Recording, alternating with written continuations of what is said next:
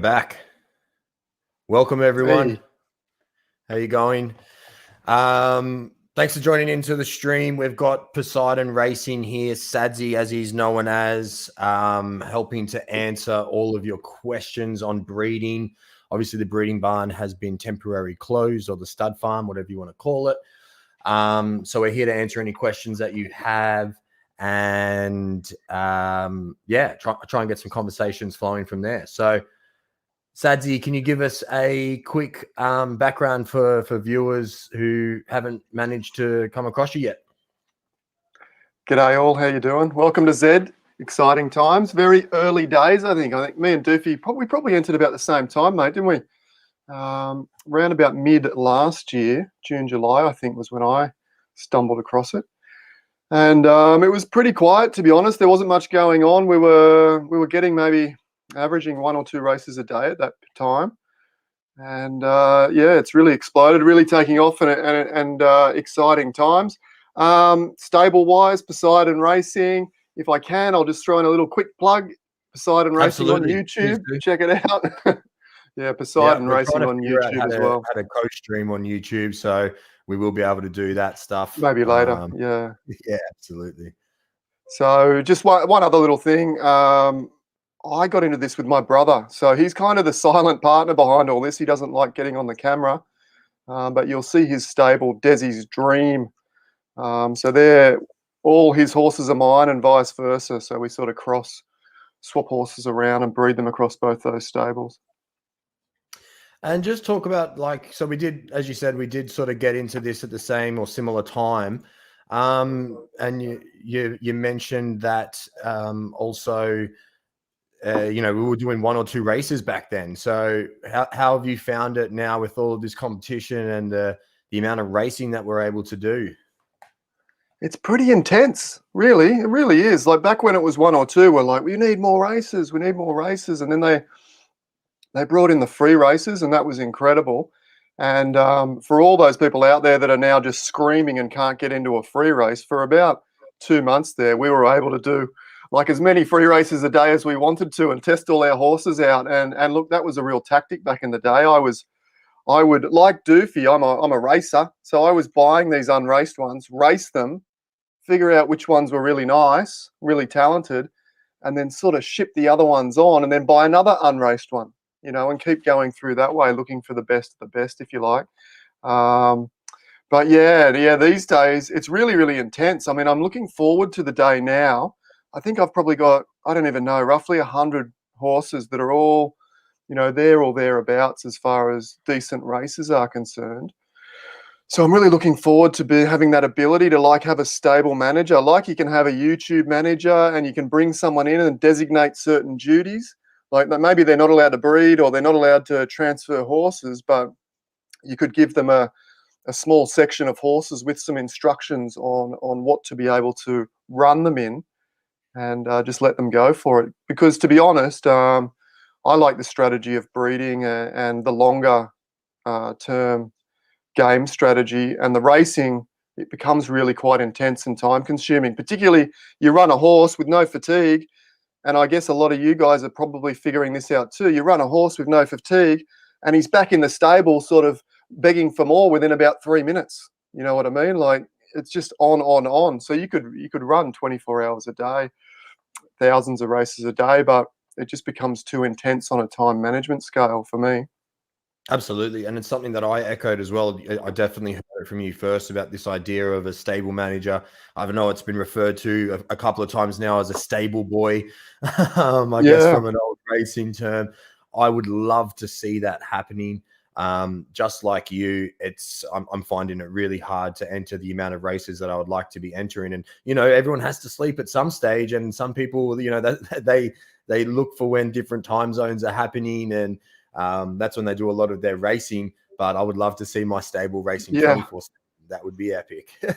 100%, mate. And I think, look, if there's one advantage, there's many, many advantages for us to have been here 6 months or 10 months ago, or even some of the older guys before us. But one of that is we have these really deep stables as far as racing talent is concerned now. And once fatigue comes in, And that, you might only be able to race a horse, say 3 or 4 times a day, or who knows what it might be. We don't know. But that's going to bring in all these sort of, let's say the top horses at the moment are the top 5%. That's going to bring in, when fatigue comes in, the top 10%, the top 20%, the top 30%. And literally that's where the deep stables are going to really be able to do really, really well in picking and choosing the horses and the races. But whether or not we have the time to be able to do that's another story. Yeah. And that'll happen. I think fatigue is probably something that they're looking into sooner rather than later, obviously. I think it's important for the game. I guess the one balance that we do have at the moment is that the races are filling up quite quickly. And before they implemented the 1 minute start time, and it used to be like sort of 5, it was getting up to 16 hours before your race was actually run. And so what that meant is if you entered 3 races, what I found is that I had my horses that I wanted to race all the time stuck in those loaded races and next to run, which meant I couldn't enter anymore. So I needed to start being really sort of picky about which race I was going to enter. And, it was obviously voiced from the community that they wanted faster racing. And I understand that. But hopefully with more people coming in and races filling out, that will start to go back out to a couple of hours at least. So instead of being able to run Ducky Malin every half an hour, or Breathless Edge or Grandeur or whatever it is, that'll start to sort of spread out a little bit and combat that fatigue or just racing the best horses 24/7.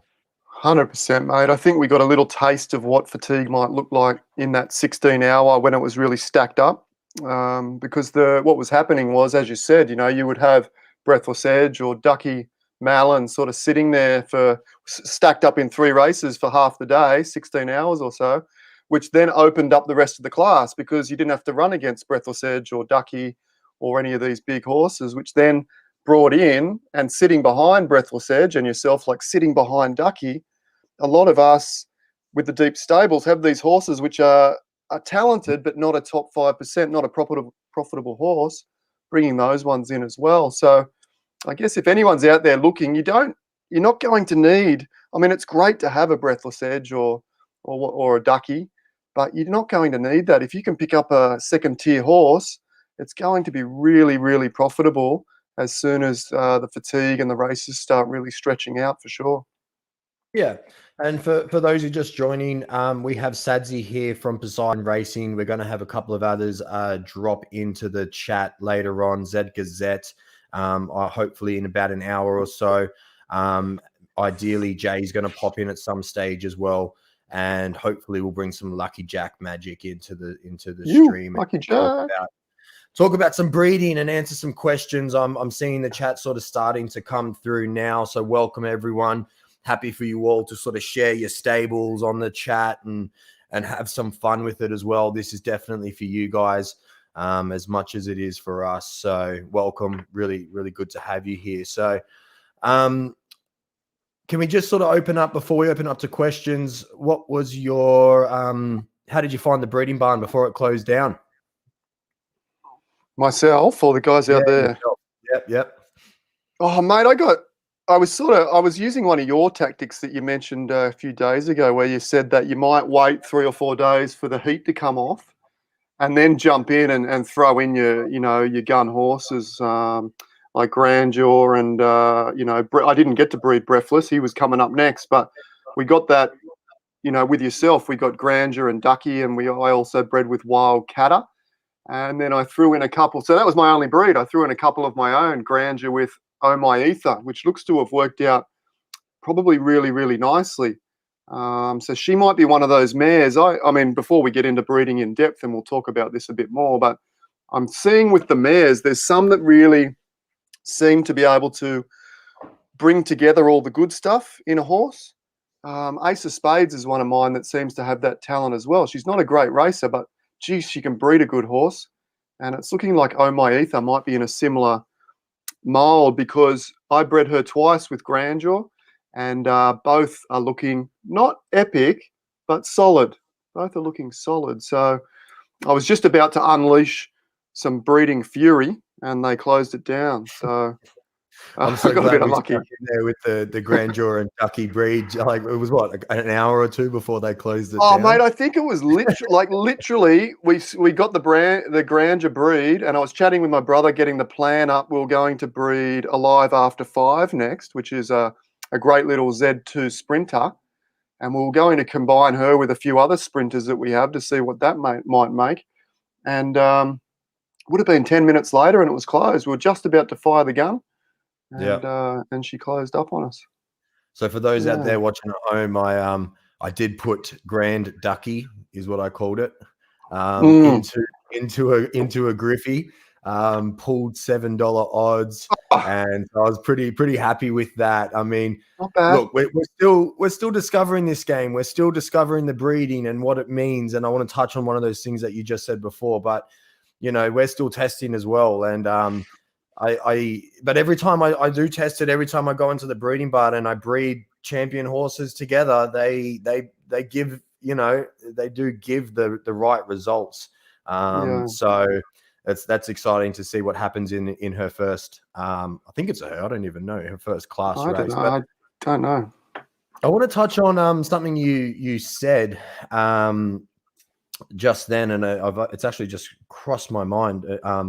Left my mind in what you were talking about, but I thought it was quite important. Anyway, it might Oh, come maybe back. the different mares, styles of mares, Oh, and yeah. So the traits of someone being not necessarily a good runner, but shooting out some decent offspring. Now, I was on a stream a couple of hours ago talking a little bit about breeding, and I sort of brought up that just because it's not a good racer now doesn't mean it doesn't have the attributes already bred into this horse that makes it a good racer when these other racing attributes are sort of turned on, like track preference, weather preference, and all of these other things. So my question to this is that horse possibly actually a really good racer in those future elements of the racing game, and that's why it's a good breeder right now? And this whole thing of could be a bad racer but good breeder doesn't actually exist. It just means that it's not a good racer right now. What are your thoughts on that? yeah, mate. I think that's a good hunch. And I look. I mentioned early in the stream that in the early days I was racing horses and assessing them and then moving them on and then buying more and moving them on. And I'm absolutely 100% sure that I've moved on something that I'm going to need in the future. But you can only kind of make those decisions based on the information that you have at the time. Otherwise, you get somewhat stuck and unable to keep building. So I've just been building based on the knowledge that I have. But 100%, I think there's some horses there. And the ones I would particularly look at would be the likes of Excalibur's a good one, a very good one. Not many wins, but lots of seconds and thirds. So that's a mare owned by BB. And yeah, those style of horses that lots of seconds and thirds. So they're right there or thereabouts, but not really breaking through in class one for too many wins. So what I see with those styles of horses is it's only going to take 5 or 10% in one of these traits, whether it be track style or track condition or, weather or location or even to some degree box preference or gate preference, is likely to give that horse that extra 10%. And if you can really dial in those statistics, you're likely going to be able to knock that horse back up to 15 or 20%, I would imagine. Mm. For And sure. when the classes start to sort of spread out a little bit as well, and we're starting to shift those 5% horses that are in class Mm. one, maybe beyond. Someone said that Breathless Edge is a 450 rater. Is that right? No, I don't think so, mate. Oh, it could Someone be. said that the highest rating was like 450, and I was just like, wow, that's Oh, ridiculous. I got to Whatever feel it that. is. Yeah, it Yeah. might have crossed 400. I'm not sure it's at 450 though. Okay. So Yeah. anyway, look at my point to that was, and I just want to give a quick shout out to Daddleby. How are you? I did see you pop up there. That she's friend from way back in gaming. How are you? Good to have you come in. The class one runners at the moment, we're having rating horses with an 81 rating racing against these horses that are 300 plus, 400 plus, whatever the rating is. And that's where I think we're starting to get these bottlenecks and the opportunity for these horses maybe towards that lower 100 rate, they will come through. And Yeah. I've got a handful of horses myself that in Class 1 consistently comes second and third, and almost one of them every now and then breaks through for a win. But her racing record is definitely heavily stacked towards that placing in Class 1 because she got there quite quickly and quite early. So it'll be interesting to see what happens once those classing ratings sort of spread out a bit, and whether or not these horses start to find their own in a separate class. Oh, no doubt about it. I mean, just to give a really good example, I think Insane Him, who I would class as probably in the top 5% of Z2's currently racing, Z2 Genesis currently racing. He's no longer profitable in Class 2 because Class 1, because it's just stacked. The amount of good horses coming into Class 1 now in the last month. I mean, you've got Baroque, Berserk. Who else have we got coming up? Oh, Phantom Pacer absolutely went on an absolutely incredible streak there. There's one thing that I've noticed, Doofy. Have you noticed this? Have you noticed that there seems to be a winning advantage for a horse running in roughly its first 50 runs? Have you seen that? I haven't been paying a great deal of attention to my racing at the moment, unfortunately, either. I've only really been racing my my sort of 3 that I know do well, and I haven't been watching many of the races. Yeah. That's interesting. What are you finding there? Well, we saw it with you saw it with Breathless to some degree. I think Breathless crossed the 50 run mark at about 50% or something like that. Insane Him did it at about 40%. Who else have we got? Grandeur, not so much, but then I'm seeing horses now that are coming up into Class 1, the likes of, in particular, Phantom Pacer. And now Phantom Pacer was scoring about $9 to $11 odds, but winning at 30% up to 50 races. It really has no right to, unless you class it as an overperformer or there's some kind of winning advantage, either with form. But it seems to be a pattern with these high-class races that the first 50 runs are just blistering. And for me, keep your eye on that because I'll just get out of the way. The next one, the next Phantom Pacer that comes along, I'll just be like, right, have it to yourself for the first 50, and then I'll jump back in with the likes of Grandeur, Breathless Edge, and Insane Him. It's a really interesting point. I'm going to bring up one of my horses right now, Vast Sensibility, that since you're talking about it, and just to confirm, Breathless Edge, I remember this horse very well because I put him into stud at 50 races. And like you said, he was at 47% win rate, I'm pretty sure. Something ridiculous. And then he actually went and lost his next 20 races and didn't win a single race. So it's an interesting theory. I'd like to see some more data on that coming through. But Vast Sensibility is one of these horses, maybe not to the 50 mark. She has recently classed up to Class 1, and I think only won 1 or 2 races in the past sort of, 10 odd races that she's had in Class 1. But I mean, look, 37 races with a 32% win rate as a Z1, a mare. She's showing all of the great signs of being a great racer. I have just recently got a couple of offspring with her as well. I couldn't actually remember. Yep, I've done it with my Ducky. Look at that Daft Ducky, 100%, and Ducky on the Barbie picked up, I think it's second from its Griffey as well. So it'll be interesting to see what happens out of them. Yeah, nice, mate. Nice. No, it's an interesting theory to keep an eye on, is that fast starter theory. There's also the slow starters as well. I got a horse that I bought called Blackjack, and I bought him based on the fact that he'd run a couple of Class 2s and maybe a Class 1 and was showing $8 odds versus the likes of these top horses. And I thought, well, I'll just grab him as a bit of a gamble early days. And he ran probably his first 50 at about 10%, something like that. And then since then, I think he's about 150 races now, and he's bumped up to sort of 18, 19. So he's turning into be a premium horse where he didn't start off that way. So there's a bit of both. But Phantom Pacer is definitely a fast starter. Ducky Malone was definitely a fast starter as well. I think she just in her first 5 won 4 or something like that. Yeah. So there's definitely both those angles. Some sort of characteristic bred into these horses, and we're going to jump into some questions very, very shortly for you guys. Open it up to the floor. But I think there's some validity in the fact that some of these horses have bred in characteristics where they go through these, I guess, ebbs and flows of winning and then not winning.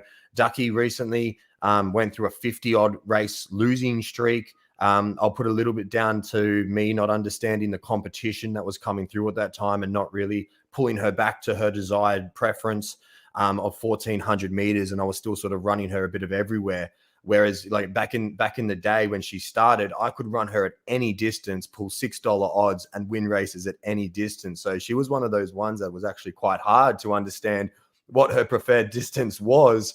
It took a lot of data and a lot of competition to really sort of understand that she's a 1400 meter runner. So Yeah, on that, actually, for anyone watching and learning about the data, the odds are the number one key indicator early days. If you've got a horse running, up to 50 races or something like that, I follow the odds pretty much religiously. But then, as you just hinted then, Doofy, we then, and I'm saying that we, as in myself and yourself, we tend to switch over to both odds and win percentage. So if you've got a horse that's got $6 odds across all the distances, that's great, run it across all. But then after 50, 100, 150 races, you'll start to see patterns where that horse might have 40 runs at 1400 for no wins. But then at 1600, it might have 100, 40 runs again and win 20 of them. It just seems to be really strange like that these preferred different distances. So bipolar when you're getting those same odds as far as the results are concerned. So what I generally do at that 100 race mark or around about there is I'll go, right, you look to be preferring this, this, and this. That's all I'm putting you in from now on. yeah, absolutely. And you definitely need to start doing that. And you can even see between, a horse like Atari who loves it, mid-range running. 1600 meters has a 30 odd percent win rate. 2000 meters has a 30 odd percent win rate, but then 1800 has like a 3% win rate. And this is over like 40 or 50 odd races. I think it's won one of them. So you've got to really be mindful of that as well. I think horses now are looking for specific races as opposed to a range of distances like they used to. Oh, 100%. But then I think the odds are a real good indicator of the DNA behind the horse. So your horse, like Ducky, might not be any good at 1200, but then might produce a 1200 meter freak. I think that's a possibility. We're going to open up the floor to questions. We are streaming on YouTube and Twitch simultaneously, so I will bring up the questions that we're talking about at the time for you guys. Look, we're obviously going to be talking about Roid Rage and is it Excalibur? Is that the other one? No Escobar. Escobar, that's it. Throughout this stream a couple of times, and the announcement, I guess the report that Zed just recently put out last night for my time about that breeding bug. Now, do you want to maybe just get into that? I just want to say the breeding bug and how they handled that announcement, not jumping into it. I think they got that absolutely spot on. Now, let me talk to that a little bit. What we need to remember here is that the breeding barn was actually shut down whilst we were making that transition from the Ethereum network over to the Matic network. I didn't think it was going to go perfectly. I think it's gone relatively perfectly in the fact that we've been able to do so much breeding in the space of a short time. However, there was a bug that was found. There were horses that were being bred with 4 parents as opposed to 2, which was obviously bringing in a lot of attributes. And that's what actually factored into why these horses were bred as super freaks. I mean, they were 20 to 30 times the best horses in the game, right? So that is hectic. And I was holding off racing there until they came out with some official announcement of whether this was supposed to happen or whether it was a bug. It has turned out it was a bug, which is great in my opinion. But honestly, if the Z team are watching this one, you have handled this perfectly in a timely manner, and how you've responded to this happening, in my opinion. Yeah, they nailed it. They absolutely nailed it. I mean, I was freaking out a lot, to be honest. But my hunch was that it was a bug because all the conversation and direction and vision from the Z team didn't point towards a progression jump of this size. Now, don't get me wrong, I'm the biggest advocate for progression of horses, and I'm the biggest advocate for the likes of Ducky and Breathless to be overtaken in due course. I think that has to be the case because that's why, as the new players come in, that's the dream. I want to be the next, or I want to own the next Ducky Malone. So that's a huge thing. But it wasn't so much that this horse progressed beyond and was the best horse in the game. It was how far it progressed in one go and how easily it was achieved. Okay, and that's why I thought, wow, this is really, really unusual. And I know the Z team does a lot of simulations and a lot of breeding behind closed doors, but what is really difficult, I assume, to simulate is the pure stress on the system. You know, I think we bred nearly 3,000 horses in 24 hours. So I don't know if the bug was like a crossover, like two went through the system onto the chain at the same time. And that's probably what happened. And we ended up with 4 parents combining into the DNA of one single horse. But what I do see, or what the encouragement that I do get, is that the progression exists. Okay, so we've already seen that a horse can be better and far superior to the current gun horses, superhero horses of the game. And that's really, really encouraging. So we can see what the end game potentially looks like. I think that was possibly relatively close to what the best horse in the game might look like in 2 or 3 years. I mean, we'll obviously be talking about these two horses a lot during this chat, so we'll open it up to questions. And look, just guys, we don't work for the Z team. Obviously, we don't know how they're going to handle these horses or what they're going to do about these horses. I see a question in there of whether that person should sell. The owner of Roid Rager should sell undefeated. You know, that's something they're going to have to make a decision on. I actually, it was my my dad. What is it? Yalla Habibi, the horse of Roid Rager. So I was sitting back going, what can I sell this horse for? This is the dad, you know? Yeah, should have. And so even though I've like instantly lost the value of having that dad, I think as a game, this has absolutely been handled correctly. And it's good to see that this was an accidental bug or something happening. And we're not just getting into super freaks being bred out of nowhere. So let's jump into some questions straight up. I want to touch on Douglas's question. And I take that horses that outperform, that don't perform well as racers, but then perform as breeders. We did touch on this earlier. What are your thoughts there, Sadzi? Yeah, mate, I think this is one of the most underrated aspects of the game, and where I guess stables with a budget in mind can really take advantage of, because stables like myself have been selling these Genesis that have been somewhat underperformers. I've sold a lot of these horses that are sort of not quite the top 5% and just sort of getting a few. Like in fact, I nearly sold one called Moon Shadow. I love the name. That's probably why I still have it. But it started to come good, actually. It's now got a 10 or 12% win rate, but it's got like a 30 or 40% place rate. And I would have sold that 2 months ago for an ETH. In fact, I listed it for like 0.75 of an ETH and no one bought it. So lucky me to a degree. But I think, yeah, absolutely. These winners, like Brutus is an absolute Brutus. I don't know Lameri so much, but I'm sure it's a very good horse as well. But yeah, there's a lot of horses that are not necessarily winners themselves, but are having the ability to produce the next level of horse, the next champion horse. So we're going to see a lot more of that come through from these 3,000 bred horses over the last 48 hours for sure. Me, myself, I'm not seeing too many really, really strong patterns on why that's occurring just yet, but it will do. Once we have enough data to then sort of reverse engineer what's going on, I think we'll start seeing some patterns of what horses like to match up with other styles of horses.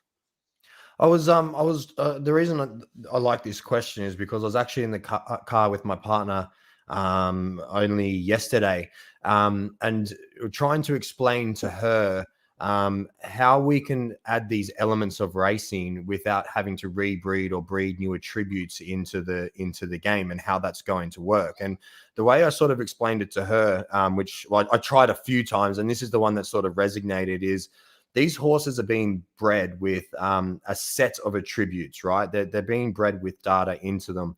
And then what's going to happen is the race algorithm will be looking to how they interpret that data. So say it's bred with 20 attributes, and each attribute has a rating on the system. Now, anything that we do in the future, like adding weather or fatigue or anything like that, will just be how they actually read the attributes of that into the race algorithm, or a combination of these attributes, which will make a great horse. I don't know if the breeding is already, and I'm assuming that it would, because it needs to breed these attributes into the next horse, right? So I think that the breeding is reading all of the attributes and how they are right now, and then breeding them into the horses. So that means that you have these horses that seemingly are being bred from race horses that don't necessarily perform on the track right now, but could be actually great races into the future. So that's what I'm looking into this. And again, this isn't backed from data. It's me looking at it going, how could this possibly be happening? There is also a random element, to breeding, and that happens in real life. Just because you breed the best two horses together, or if you have the best athletes breeding together, it doesn't mean that they're going to breed athletes or great horses in real life. And there is that element as well. So 100%. Yeah. Just to expand on that a little bit, Z Gazette was the first to sort of go down this road, I think, of collecting DNA. And I thought early days, I was like, what are you wasting your money on ordinary horses for? You're just wasting money. Like, save your money and get a couple of good ones.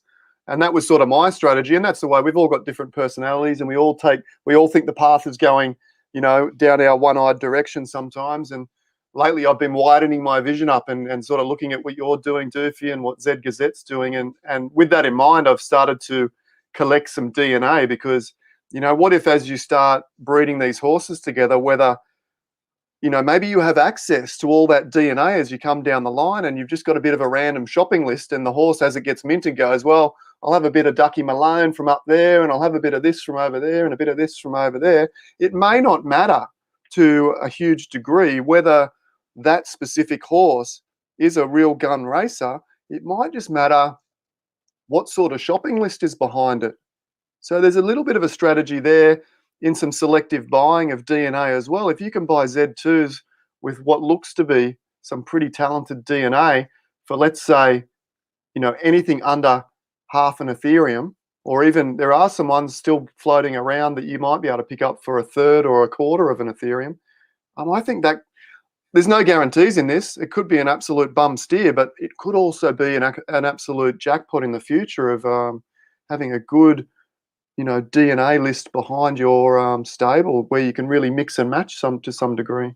Maybe. And that maybe also not. does go into a question that came up earlier, which I can't find, but I'll just sort of talk to it anyway. That someone was asked about generational skips, and do they exist? Look, I've seen them happen. Whether or not I definitely say they skip, they exist. They could be, and this is to your point as well. The Z2 legendaries that don't hit the track running, but then they breed into an exclusive horse, and the offspring just seems to outperform its direct parents, but then it's more closely tied to its grandparents in the Genesis horses. I definitely think that there is that possibility there of holding that DNA within that horse, but not necessarily attributing it on the racetrack, but it definitely holds it into that breeding. And again, we don't know about the racing algorithm. There's all these other factors. That horse may shine out in a wet track, or it may shine out in a jumping race, whatever it is. So there's also that factor we have to keep coming back to. Yeah, I noticed in the replay, when you have a look at your horse in that 3D replay, that it does a few jumps, and I'm like, oh, steeplechasing could be on here. That could be interesting. Not far away. Absolutely. Yeah, I think so. I mean, I think to give you you guys at home a few examples to look up, have a look at Pinkman in particular. He is, I'm not sure if he's a he or a she. I think is he a she, Pinkman? I'm not sure. Can't remember. But anyway, Pinkman is far superior to its two direct parents, and it has grandparents of, I know at least Billions is in there, and I'm not sure who else is in there. Yeah, I remember you were doing this video a few days ago, and I was in there looking. Yeah, the progression of that horse is definitely something very, very interesting, in the fact that its direct parents are not champion horses, yet they've produced a champion horse. So it sort of points to the fact that maybe this DNA shopping list is accessible. We don't know how far back, though. It might only be accessible one generation or two generations back, as in the grandparents. Maybe you can access the great-grandparents. Maybe you can access the whole shopping list to some degree of the DNA that you've collected. We don't really know. And at what level? You might be able to access the entire list, for example, at exclusive, but you can only access the grandparent level from elite. We don't know how that works yet. It's going to take a little bit of It's time. an interesting one, isn't it? We'll put a pin in that one. I'm sure we'll come back to it a little bit. I just want to touch on a question that's popped up. How do we feel about the Z team being able to edit a horse's ability? Look, I just want to come back to the fact that we don't know what they're doing with these horses. Someone did say that they're asking the owners to sort of retire those horses for some sort of compensation. I don't know what the process is for these horses. I don't think they actually have the ability to just jump in there and change the attributes. It is I don't think so. on the blockchain. It's all sort of decentralized in that sense. So it's an interesting question, but I don't think they actually do have that ability there. They might have to just get those horses and rebreed them. I think would probably, if they were going to. I don't think they have the ability to edit the DNA or racing ability of the horses within the game, other than completely reset them. We know they can completely reset them because they've done that before, and they've said that they reserve the right to do that again if there's an issue. And I'm sure if we look at the terms and conditions, I'm not a terms and conditions type reading guy myself, but if we look in there, I'm sure it says that they reserve the right to reset the horse. And I think that's fair play, because in the case of a glitch, it could ruin the game completely. You know, those glitches yesterday, if they are close to the end point, then we get back to talking about what we were talking about before. If you're unable to progress beyond the current horse in the game, then it becomes, it sort of takes the fun out of the game to a certain degree. Yeah, absolutely. Tyler's got a good question here. Curious about our thoughts about IP copyright issues with the horse names. I am not an IP lawyer, so I do not know the direct answer to this. I mean, I guess the only my assumption would be that they would only run into them if they were trademarked.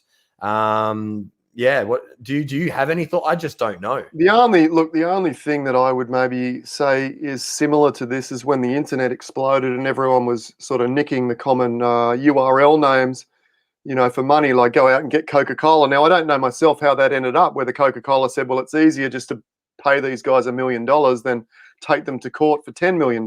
You know what I mean? So, look, I think go for your life. It's not advice on any level, like from a lawyer or anything like that, but I think go for your life. I don't think there's going to be too much dramas, to be honest. Name them whatever you can. Funny story. I'll tell you a quick funny story. Me and my brother, as I said, have got 2 stables, and we're both really hopeless when it comes to spelling and that kind of stuff. We're pretty good with numbers, but horrible with words and letters. And I've been really, really careful naming my horses so that I don't make any mistakes, and double checking on the internet and whatnot.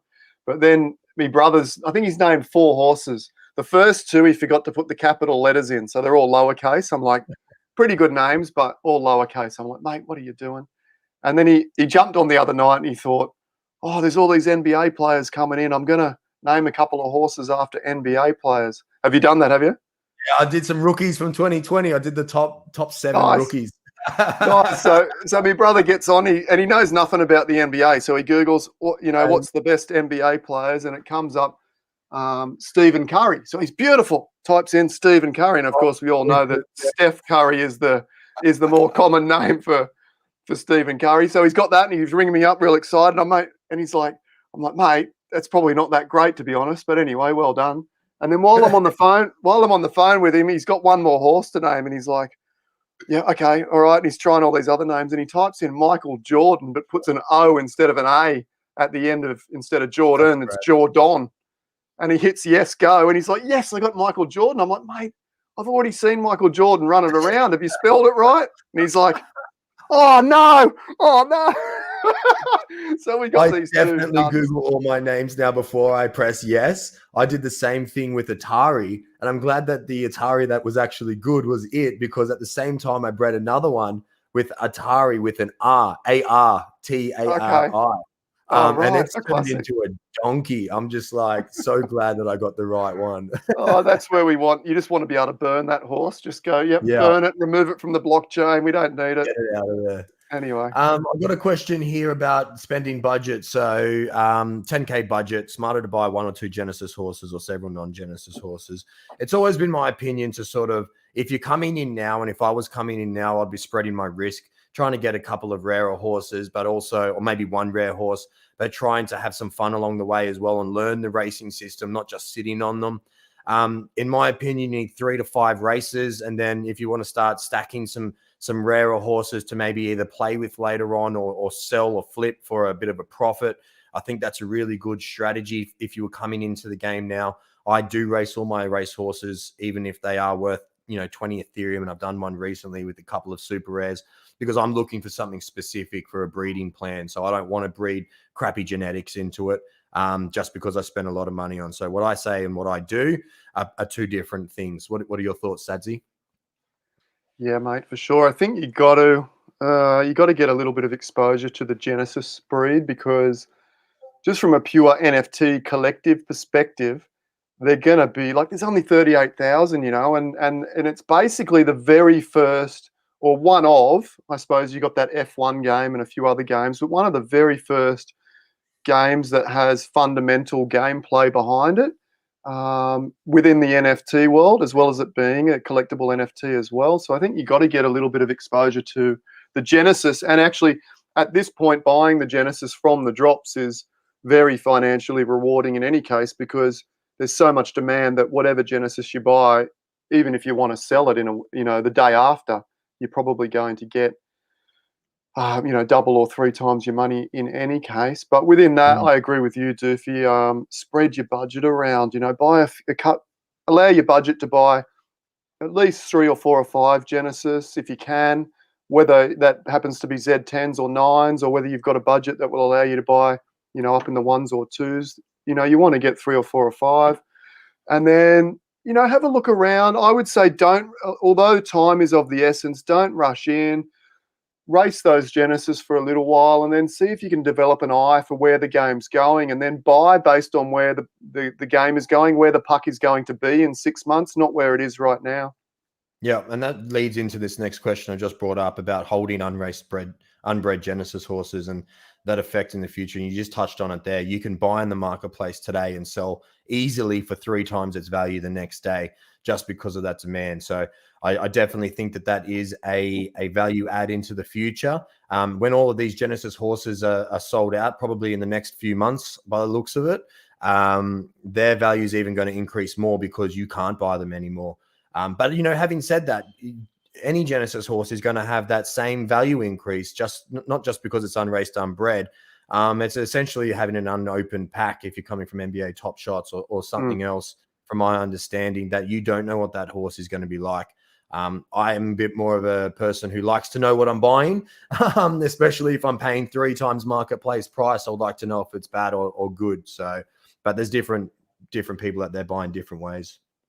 Look, I think there is a definite strategy here, because I think, long term, let's say 5 years down the track, maybe only 1% of these Genesis are going to remain completely unbred, completely unraced.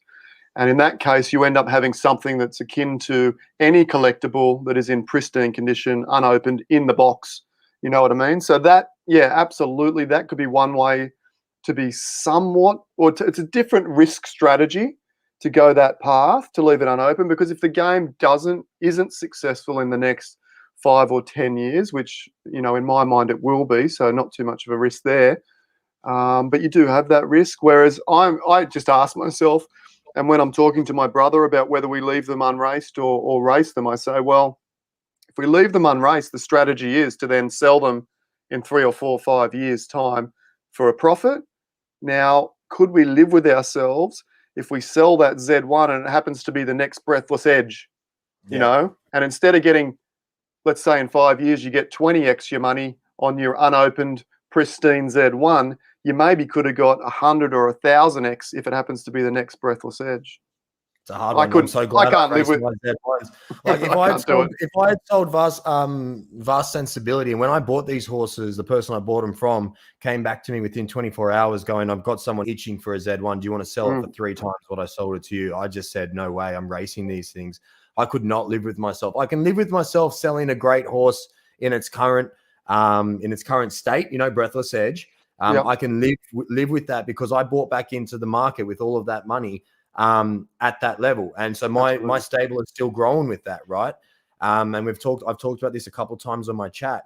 There's also something that you've got to be mindful of when you're looking at this from an investment point of view, in my opinion, that someone said something to me that if you never take a loss, you're going to be continuing to grow. There's going to be increases in the future. It doesn't mean that you have to hold your horses right now and try and hold on to them in the future. If you can sell smart now and then buy back in at that level, you will be able to then continue to grow. And there's a lot of trading going on. I know a lot of people were talking about they bought a Z10 Genesis and they've bought and sold their way up to Z5s, and they're continuing to try and do that. So there's a lot of that going on. Yeah, 100%, mate. All my horses are for sale, as probably all of yours are. I've got a number in mind for just about every single horse. And if anyone hits that number or goes above that number, I'm like, yep, you've got a deal. And what I can potentially do with that ETH depends what it is. If it's a borderline Z1 that I'm not too attached to and someone offers me 2 or 3 or 4 or 5 times the money for that, then I think, yeah, I can probably hang around the market and buy 2 or 3 more Z1s for that, bring them back in, race them up, and maybe I hit the jackpot and get, a really great one like, Vast Sensibility that you've got there, or Phantom Pacer, or, any of these top new horses that are coming through as well. Yeah, they're going to be like these horses. I wouldn't sell one of those horses now for under about 50, 60, 70 ETH, I wouldn't think, because I just think they're that valuable moving forward. I think we've pretty much seen roughly the ceiling for Z1s. I think we're pretty close to it. You might see a horse exceed Breathless Edge in the future, but it's not going to be like by the length of the straight, I don't think. I think it's going to be pretty close to where we are now. We're talking about those top one, and we've talked about this a lot offline. And I'm going to get to this next question from Austin in a second. But we talked about that in the fact that there's only 4,000 horses of Genesis horses in the top Z1 to 4. Now, if you look at how many racehorses are already out there and how many are racing, I do believe that we sort of are pretty certain on the top 20 horses today never going outside that top 1% out of those horses. And I think if you're able to put a horse in that top 1%, they will be worth $1 million in the next couple of years. Definitely, when we start getting some big stakes races happening, some big players entering the game. And that's why I know I personally will not sell Ducky Mellon for less than that, even if it's a couple of years off. And I'm sure you've got a similar, if not the same, opinion on someone like a Breathless Edge or a Grandeur, who just are at that level and will not be outside that top 1% in terms of, rare Genesis horses. Yeah, look, to be honest, I would think Ducky might be the best horse in the game, like Genesis in the game. That would be my hunch. I think if we were to set a betting market on that, I'd have Ducky Malone at about $1.50 right now of being long-term the best Genesis out there. We'll see how it plays out. I think it's hilarious. I want to get to this question from Austin, but I think it's hilarious. I bought both those horses at the same time. Same bundle, mate. Yeah, same bundle. Unbelievable. Tell us, actually, give us a rundown on the horse, because I know there's other good horses in there as well, like Evolution ID, I believe. Give us a rundown. Give us a rundown just for everyone at home to fall off their chairs and just go, are you joking? Give us a rundown on what horses were in that bundle and a rough idea of what it cost you. And then we'll come straight to this question. I bought these horses, so I was in the game for, maybe up to about 6 months, 4 or 5 months. It was a hobby at this stage. I had dumped a fair chunk of money in there if you look at it from a hobby point of view, but I was having a lot of fun, so it was okay. Personally, we sold a couple of houses at this time, and we sort of exit out of that, what we thought was going to be a terrible market in Australia. It turns out it's continued to go up. But I bought these houses as an investment, these horses as an investment strategy with my partner, and I bought this bundle, and I was only buying them for the Z1s. I didn't actually rate the Z4s as a great horse at this point. I bought them for 5.7 Ethereum, I think, and I picked up 6 odd horses or something like that. And so what I did at the time, this was when Ethereum was 800 Australian, so it must be about 600 USD. I actually sort of did a maths equation of what each horse was worth at that point. And I worked out that, my Z1s, like my Breathless Edge, cost me about, 1 to 1.5 grand Australian at that time. Ducky Mellon was a horse that I picked up for, like, if you do the maths backwards, $400 or $500. And I put her straight back into the market to try and recoup some of that cost to buy some more Z1s. And I put her in there for 1 Ethereum. Wow. To try and get some of that back. she was up there for a little bit, and she just wasn't getting any takers. So again, the racer in me said, "Stuff it! I'm going to take her down and race her."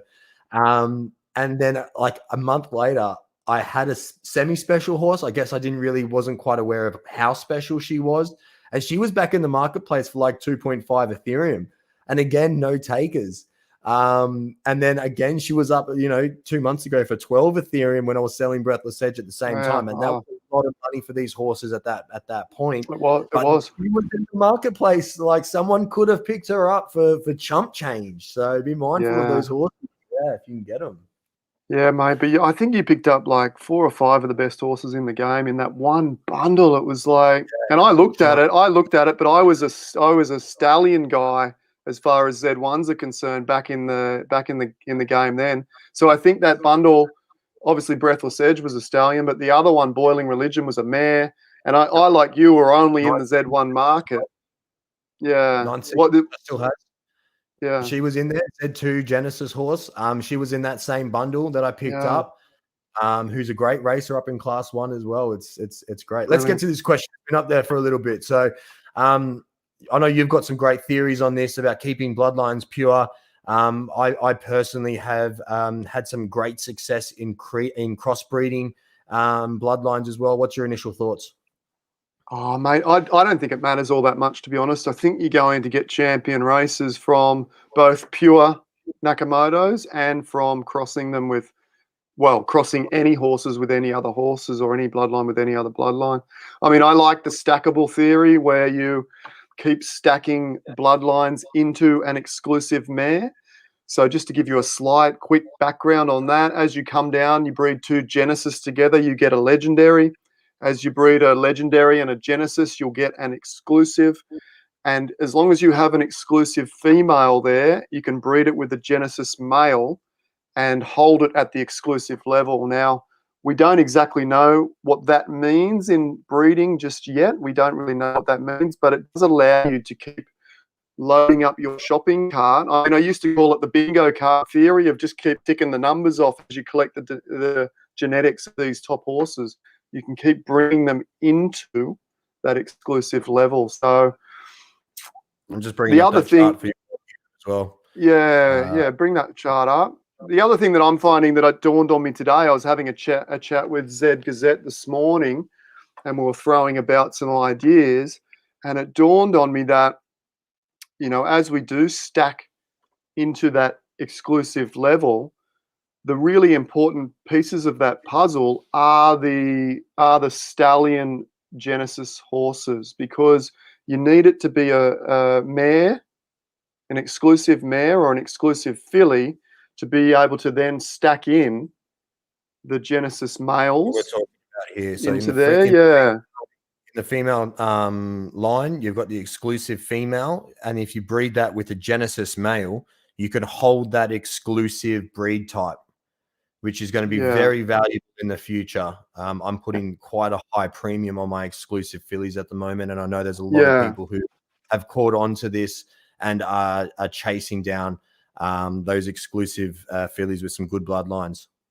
Yeah, well, as I come down the lines, I'll probably be keeping the exclusive, more likely to keep the exclusive females and then sell the exclusive males, regardless of their talent of any degree, because you can see on the other side of the scale there, where you go exclusive male and cross that into a Genesis female, it degrades the breed type down to elite. Now, whenever you play a strategy game, there are a few red herrings, but I believe that this one is too important to be a red herring. So I think there's got to be some weight placed into the ability to not only hold the exclusives at exclusive, but also hold the elites at elite. Which is really, really interesting. So there's got to be some tactics there of really stacking that DNA in. I'm not exactly sure how that plays out yet, but I think there's some weight to be said there for sure.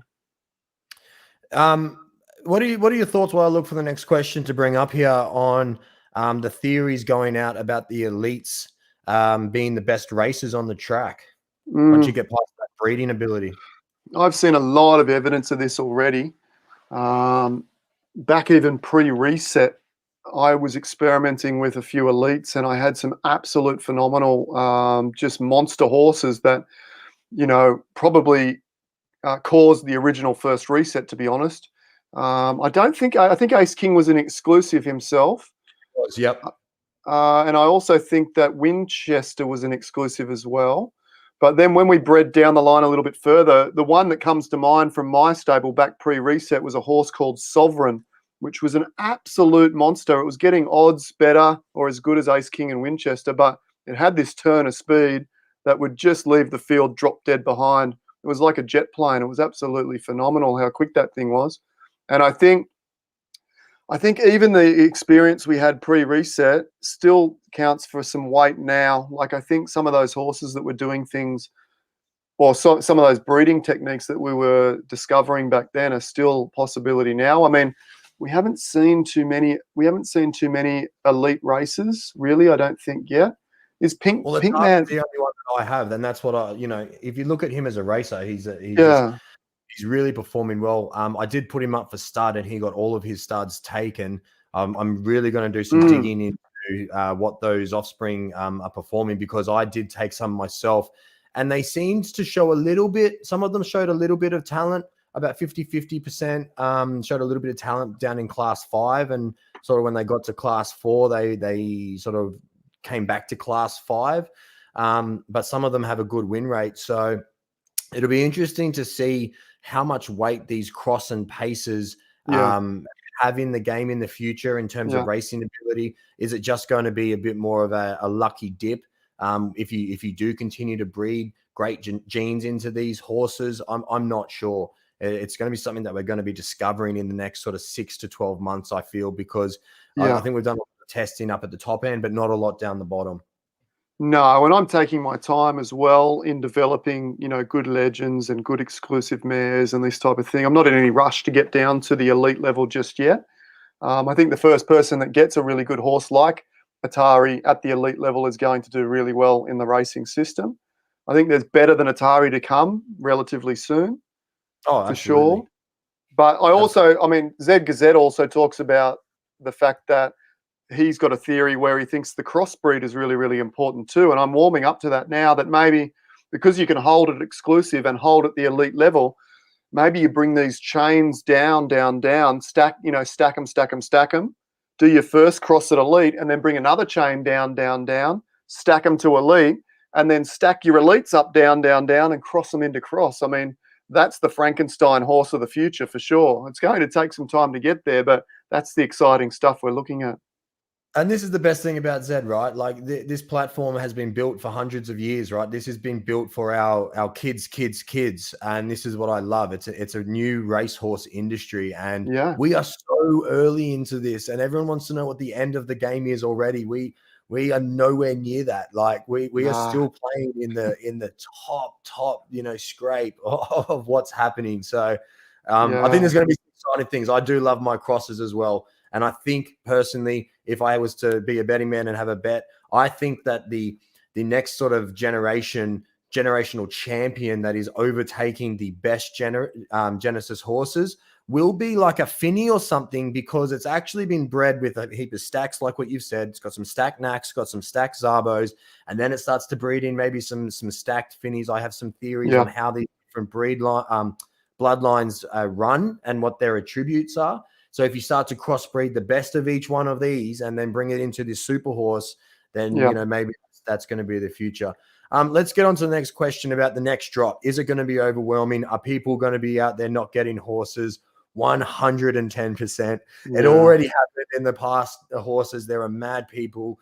The best thing about this is now that we've moved to a fully matic platform with breeding and everything else, my assumption is that the drop is going to be on that platform as well. So we're not going to have these same issues of people losing network fees on the Ethereum blockchain. It's all going to be on Matic, which means you won't pay any gas fees. So if you miss a horse, you simply just don't get it, which is just going to be the way. That's great. People not getting horses. Yeah, look, I think there'll be a minimum of 10,000 users trying to get horses. I think the Discord's nearly at 20,000 roughly.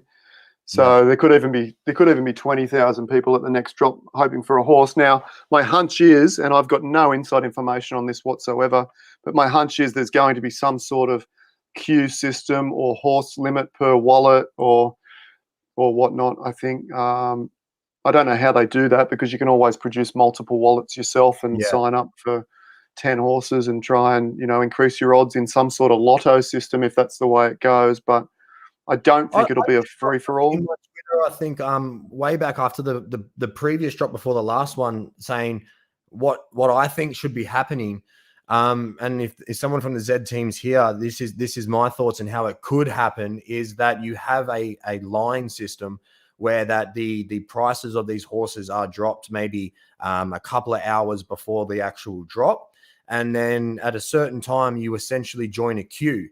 And you would join a queue for a certain Z level, and it'll tell you how many are left, and it'll tell you how many are in the queue. I'm not sure if it needs to be a random queue, because that doesn't really work into my next phase. But let's say you're in a queue for a Z2, you go through the queue, you buy your horse, you then have the ability to go into another queue. It doesn't change the fact that you can have multiple wallets, multiple stables, and you can line up for multiple horses at the same time. But I do think something like that will make it a lot more sort of fairer, give people an opportunity to actually look at what they're buying. From what I know now in the drop, people are just frantically clicking horses, and they don't necessarily buy what they want or what they need. They're just trying to get a horse. So how we can sort of account for that as well would be great. Yeah, absolutely. So if I had a horse that beat Ducky Malin in a C1, am I a fool for selling it? I wouldn't be selling it. Yeah. What are your thoughts, mate? Look, if you beat Ducky, I mean, that's like a little trophy, a little tick, a little notch on the bedhead type thing. But I mean, there's a lot of horses and a lot of randomness to this. So it's probably a decent horse if you're in C1 and you're winning and you're beating Ducky. I mean, I don't tend to count it unless you literally win the race. You know what I mean? Like yesterday when Escobar and whatnot were racing, Escobar was up against Breathless Edge, and I was talking about the odds and how dominant it looked to be. And what were the odds? I haven't looked at those races. I think Escobar was 490 and Breathless was second favourite at about 950 odd. Okay, and then the rest were like 12s, 13s out to 20s and 50s. Well, maybe not 50s, but. And then the person replied to me and said, "Well, you just beat Escobar," and I looked up the results and I'd come second and Escobar was third. I'm like, well, that doesn't count. That doesn't count. Right. You got to come first to claim the win, right? You can't. Ducky's a first last horse, so you can't come 10th and Ducky comes 12th and claim that as a victory. You got to beat all the horses in the field to claim it as a true victory. That's a great. But I was scared to put Ducky and a couple of my better horses in races since these new horses were bred, because it's one of those things where if they were actually correctly bred, I would have retired Ducky Mellon on the spot. Absolutely. Because that would have shown that the next generation is here. It also puts in, for me, from a financial point of view on Ducky, if she goes up against these horses and you can see that her odds are worse or that she loses the race, it's in black and white paper. It's not as good. If she doesn't race them, no one knows. It's all speculation. So for me, I was like, I'm not putting Ducky in races until I understand what's going on here. So just a couple 100%. Breathless only went up against Escobar once, and that was only because Breathless was already in there and Escobar joined, and then I was on the phone to my brother and I said, let's have a 24-hour, 48-hour break from racing. And actually there was a nice little, most of the top stables did the same thing. So there was a nice little niche period late last night where the class ones were really, really quite weak actually. So I started putting some of my horses like Insane Him, who'd been having a break for about a month, back in, and he was back getting his $7, $8 odds again and winning a couple of races. So that was a nice little niche, but he's probably back retired again today. It's funny how they come out of retirement so quickly, isn't it? Well, if you see an opportunity, and I'll say over again, 100%. If you see an opportunity, and this is what racing's all about for those watching at home, or at least what I think it's all about. It's all about entering races where your odds of winning are stacked, where you have the edge. It's like playing poker, knowing what your other opponent's hole cards are. You would do that and win that, all the time. And it's the same in Z Run. If you can enter races where you know that you're going to be winning, 1 in 3, 1 in 4, 1 in 5, and the payout for first is 1 in 8, then you do that. If you know that you're only going to win 1 in 12, 1 in 13, 1 in 20, then you need to think twice. If you're concerned about profitability, maybe you're just having fun and you don't care. But if you're concerned about being profitable, you can only It's enter definitely races better where than your as odds are well. stacked. And I guess on that note, for those who haven't subscribed to my website yet, please do jump on there and subscribe. I'm in the middle of working with some developers and engineers from overseas at the moment to get some tools for you guys. That will be that's a bit of a drop there. I'm not going to release much more than that in what it looks like, but to your point, we're trying to look for races that you have the best opportunity to win. It doesn't mean you're going to win. You will never win every race, especially once you get to the hundreds of races, right? You just have to get rid of that idea of having this racehorse, unless they're a bug that wins every single race. So that's what we're trying to do here. We've got another question here about, how do you determine what you put your horses, when it's back open, what you put your prices in for stud? Yeah, this is interesting actually. And my tactic at the moment is I've got obviously my brother has Breathless Edge, and I've got Grandeur and Insane Him, which are probably three of the most talented racers in the game currently.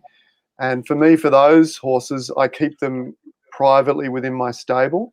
At this point, I'm not going to put them in there for public stud, because if we look at what we think our hunch is and what we think breeding looks like, these premium male races in particular become not only crucial in developing the top notch, or seeding, let's call it seeding the breed, which is what the legendary level is where you first plant the seed.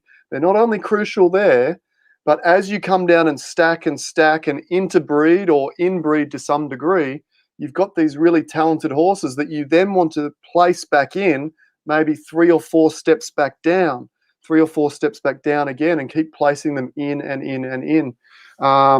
So they're really, really crucial. So that market hasn't developed yet, because most of us are just at the seed level, at the legendary level, or at the first level of exclusive, where we're experimenting with breeding. But as we go 4 or 5 or 6 levels in, there's going to be a huge demand to then stud Breathless and stud Grandeur and maybe stud Insane Him back down at that level. So at this point, I'm going to hold them in-house, and you'll see a lot of so I've got those 3, which are my top tier. My second tier horses are all in the stud, or were all in the stud at the moment. So there's some really talented horses there that are going to be crucial as well, but I'm not protecting them at the same level that I am protecting those, number 1 top tier stallions. What you were talking about there in terms of breeding them back in is that sort of level of inbreeding that we saw become quite interesting when you look at horses like Atari and whatnot, who have multiple breeds of a certain horse within their sort of bloodline. And that was a complete sort of accident. That's something that I stumbled across when I was having a few beers one night. And this is the best thing about breeding. This is what I love. Have a few beers, get on with some mates, and do some crazy things, and try. And I call it trying to break the breeding barn, and come up with systems and things that no one's thought about yet.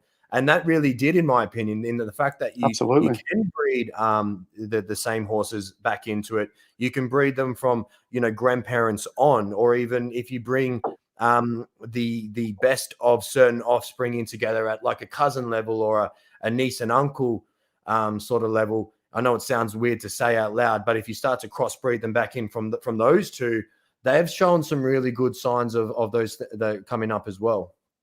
Yeah, just to harp on that a little bit, I know Z Gazette is really big on the genetics of the game and how the DNA works, but if you look at horse racing or dog racing, what essentially they're trying to do is they're trying to break the DNA and cause a mutation of some degree, much like what inbreeding does. We all know that inbreeding is a bad thing because it causes these strange mutations, but sometimes the mutations are not in a negative way, they're in a positive way, and you get these crazy freaks that can run a whole lot faster than anything else. So I think you're right. I think you discovered something there, Doofy, that inbreeding may well be a critical tactic in the future of the broken genetic freaks that we're all Mm. looking for. But not broken in bugs, just broken as in No, like no, no, no, no, no. they are Yeah, bred correctly, which is what we're looking for. We don't want bugs, right? No no, point having a no. bug. Just want to touch on this question here. It did, we're not on ETH block anymore. Blockchain, we're actually moved to Matic, and we've already seen how fantastic it is and how quick racehorses are being bred. There's zero gas fees. I'm really excited to see what that has for the future. But it absolutely had it. Remember when we used to pay gas for every single race that we entered? And you'd enter a race and pay 50% of the entry fee in gas Yeah, fees every yeah, single time. Where we are today is a really exciting point. And I think we're just going to continue to grow, this Matic layer 2. Once OpenSea, grows on that and starts to have these filters and searchability, I think we're going to be in a really good place. yeah. Hopefully that's soon. Yeah, hopefully. So, Pony Plug, how are you, brother? I think that's Jordan in there that's asking some questions. What are you looking for in no-go odds, mate? Where's your line? Where's your ceiling? We probably have different ones. Oh, I think we're probably pretty close. Anything above 12, I'm not even interested in whatsoever. 12, I mean, if you look at the odds, if all horses were completely even, they'd all be 12 across the board. So that's the average horse to a degree. I mean, in saying that, it depends. It depends. If I've got 12 odds in a stacked class 1, I'm pretty excited about that. That's a top tier horse. But if I've got 12 odds in a Griffin or in a class 5 or a class 4 paid, that's the last class 4 or class 5 paid that horse runs at that particular distance. I may try another couple of distances, but yeah, 12 to 1 is about where I draw the line. And you're talking about averages there, right? You can't read too much into a single race. If you're starting out with the racehorse and you're just starting to find where its best distance is and all these things, if you get something that's close to 12s, like I'm even going up to sort of 15s, I'm starting to now, with the level of competition in each of the classes, sort of test that out a little bit further. I probably wouldn't go past sort of 3 to 5 races at any distance at 15s, but it's definitely something that I'm continuing to build out. I've talked about this a few times about how you train a horse and what you're looking for, and it's a constant pivot. You're constantly looking for testing different race distances, or going back and retesting some race distances. And one thing that's really important, some people don't even go into races after a drop or after some big breeding, because what happens is all of these horses hit the racetrack and they start to have to find their way into their classes. And what happens is if you're racing a horse at that time as they're moving and working through the grades, if you've got a genuine class 1 horse racing in class 3, they're going to be picking up some wins in that class along the way.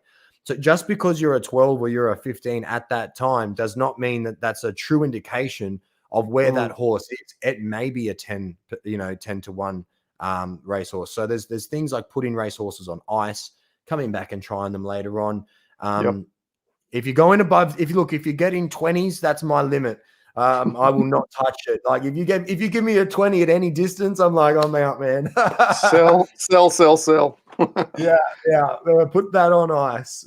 Yeah. Look, I think the next big data point that I'm working on, I'll give you a little scoop, and I think this is going to be the most important data point to date, is the ability to rank the race strength. Okay. And what I'm talking about that is the ability to rank the entire horse ecosystem, or at least 90% of the horse ecosystem, against each other. Because if you think about it, it's all a web, because all these horses have already raced against these horses, which have raced against these horses, which have raced against these horses. And if we can find a system that will rank and give each horse a score that we can then total to see what the actual race weight or race strength is, you can see how good your horse is within 1 or 2 races. Absolutely. So whoever has that information you'll will be working on those things, and I'm definitely working with my mad science guys as well, trying to figure out how we attribute that. And that's the thing, right? Data's one thing, and you can pull an API and look at the data, but until you actually start to bring in real life execution of how that data is read, Data can be Absolutely. deceiving as well, and data for the sake of data is really scary, and it's actually can be a negative. You need to get that data right, and I'm working with some engineers and trying to figure out something like that as well. And hopefully in the next sort of month to 2 months we'll be there. We're so early in this game. You've got to remember that all of these things are only sort of just coming up now with the level of competition that we're getting in. So it's going to be interesting to see who brings that in. I've got another one here from Pony Plug. This is something that I'm interested in because in Greyhound Racing Australia, you have the ability to reserve a prefix, right? So you can reserve a dog like Bale. Who are some of the other ones? Aston. There's all these like stable names that the owner, they own that prefix. Is there maybe a possibility in the future with so many horses coming onto the network where you can maybe pay to own a prefix? Like, I would love to lock Ducky away. I would hate to see other horses out there that have Ducky in it, that don't have a direct descendant. So we've got to unlock that part as well. But if there's a Ducky that's running around that's not necessarily got anything to do with the horse, and it's giving the name and the brand bad light, what are the thoughts on that? I'd love to see what Zed have and what you have to say about that one. Yeah, I think 100%. And it's all part of branding, isn't it? Being able to brand your horse and reserve that brand and look after that brand and value that brand for sure. Interesting. A funny story on a side note, not 100% on there, but we had that breed yesterday with Grandeur and Ducky, and you obviously got in and named yours pretty quick. You had an idea in mind what you were going to name that horse, and I think you went with Grand Ducky, did you not? I did go with Grand Ducky. Yeah. And I jump in about 5 minutes after you, and I'm chatting with my brother. Righto, what are we going to name it? Oh yeah, let's name it Grand Ducky. Oh no. Taken. And I was like, well, what should we call it? Grand Duck? And I'm like, no, we can't do that to do for you. We can't be that close. So anyway, we end up going with the Golden Goose, which I think is quite appropriate for a ducky anyway. Cool. Yeah, the I was golden. actually thinking after I did it Grand Space Ducky, but if you did it more as like a Grand Ducky, as like a grandparents, that could have been pretty cool as well. Yeah, that would have been funny had I chosen that name and been so close. Yeah. I mean, look, there's so many naming conventions that happen in real life horse racing that if it's even similar, if it sounds similar, it's not allowed. So I would also like to see that happen as well. I have taken horses and changed like an exclamation mark and done something like that as well, because the system allows for it. But maybe with so many horses in the future, that's something that we need to look at in some sort of naming convention, that if it's exactly the same or sounds similar, then that also allows that to be blocked. I'm just going to touch on Razball Fantasy Sports has asked a question about the bug from Matic pulling up a completely different horse. I did miss your question, but I found one of them. I think this is sort of elaborating on it.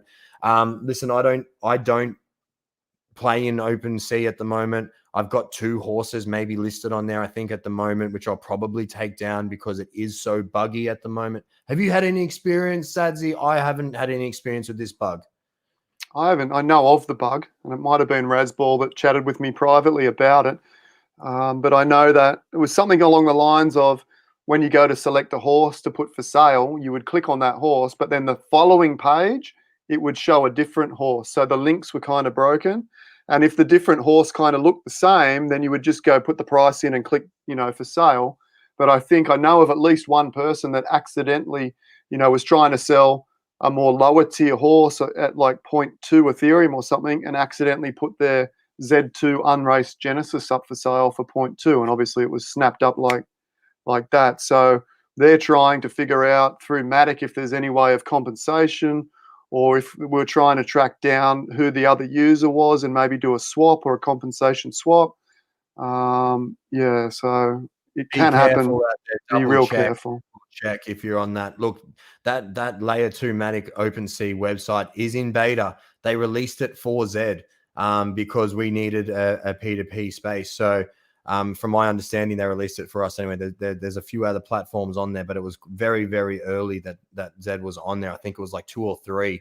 But it definitely had the most amount of tokens on there. So double check, triple check that you're selling the right horse. If you are selling on OpenSea, you'd hate to have a story like that happening to you. And, look, I know it's exciting at the moment. Heaps of hype. People are buying and selling. I've got 140 messages from people looking to buy cheap bred horses.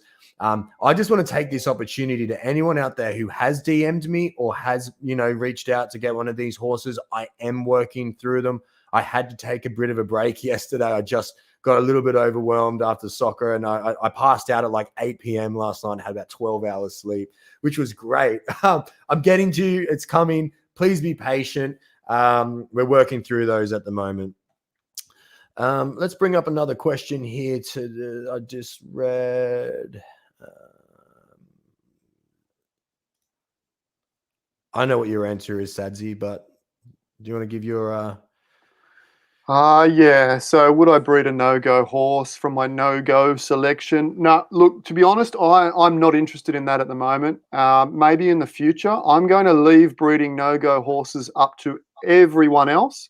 I think it's an important discovery part of the game, but it's not something that I want to be the part of the discovery there, because I think it could be slightly lower odds of producing a decent horse. I'm sort of going with my best races and crossing them all together, breeding them all together. But I'm sure this is going to be a thing as well, but it's not going to be me that discovers it.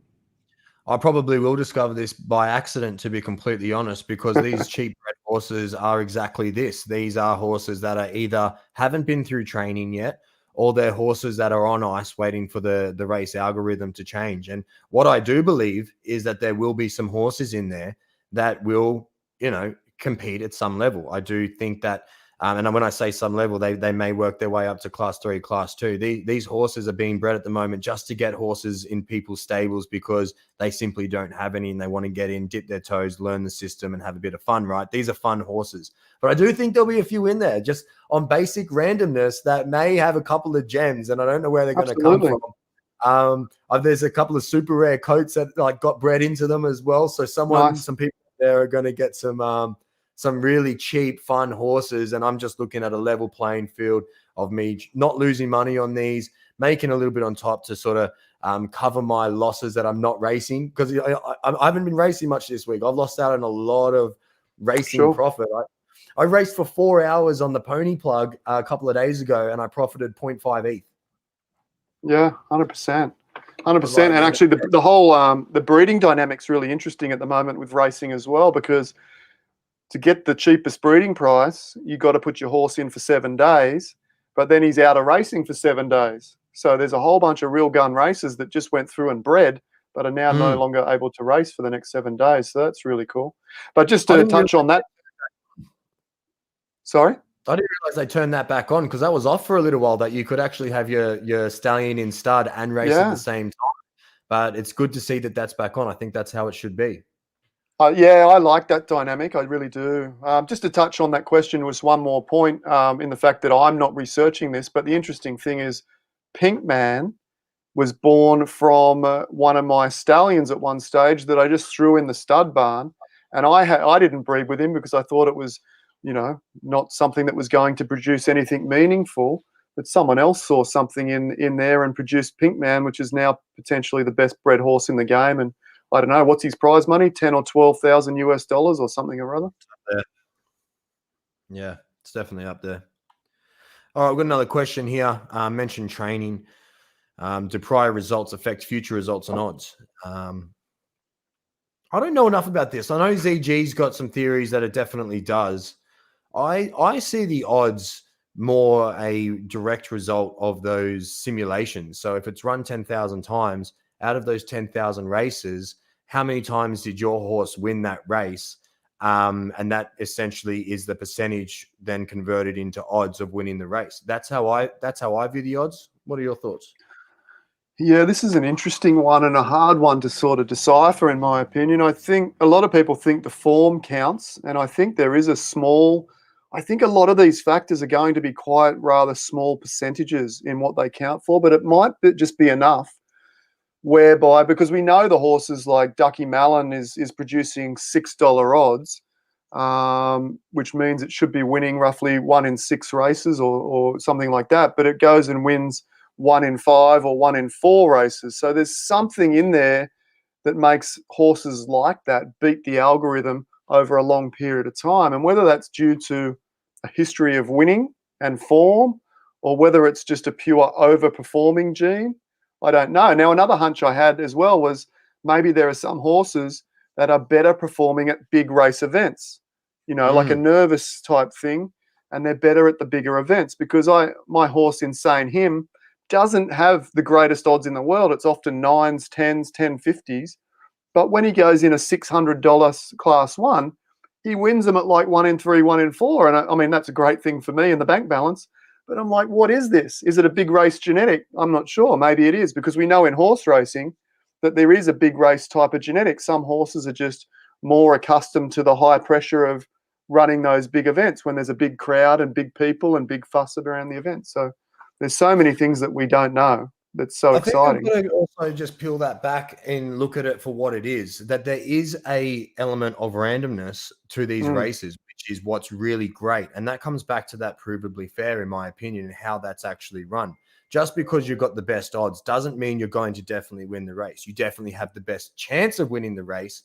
But if we're running 10,000 simulations and then randomly selecting one of those races to win the race, yes, you have more, I guess, tickets in the lottery as owning the horse with the best odds, but that doesn't mean that you're necessarily going to win the lottery.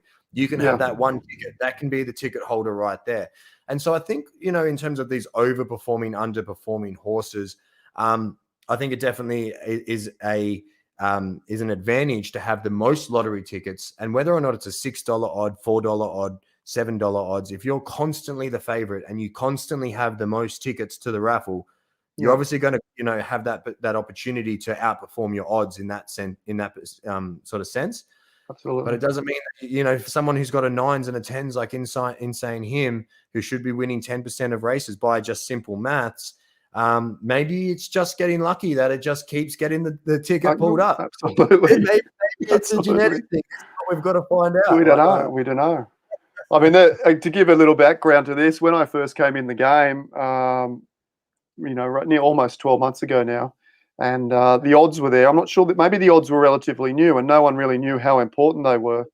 And I had a hunch, as with most of these strategic games, the information is there for a reason to sort of help you along and discover things in the game. And I thought, yep, absolutely, these odds are something for real.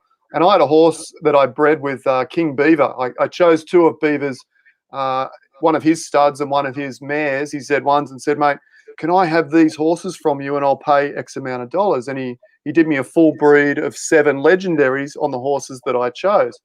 And I had one called the Dream, and I put it into a few races, and it was $5 odds, $5 odds. And I ran this thing the first 30 races, it didn't have a single win. And my brother's like, you are a mental case. Keep in mind, no free racing, absolutely no free racing. We're paying $5 a race roughly, and about $3 in gas. And this thing's run 30 races, no wins. And he's like, when are you going to stop racing this thing?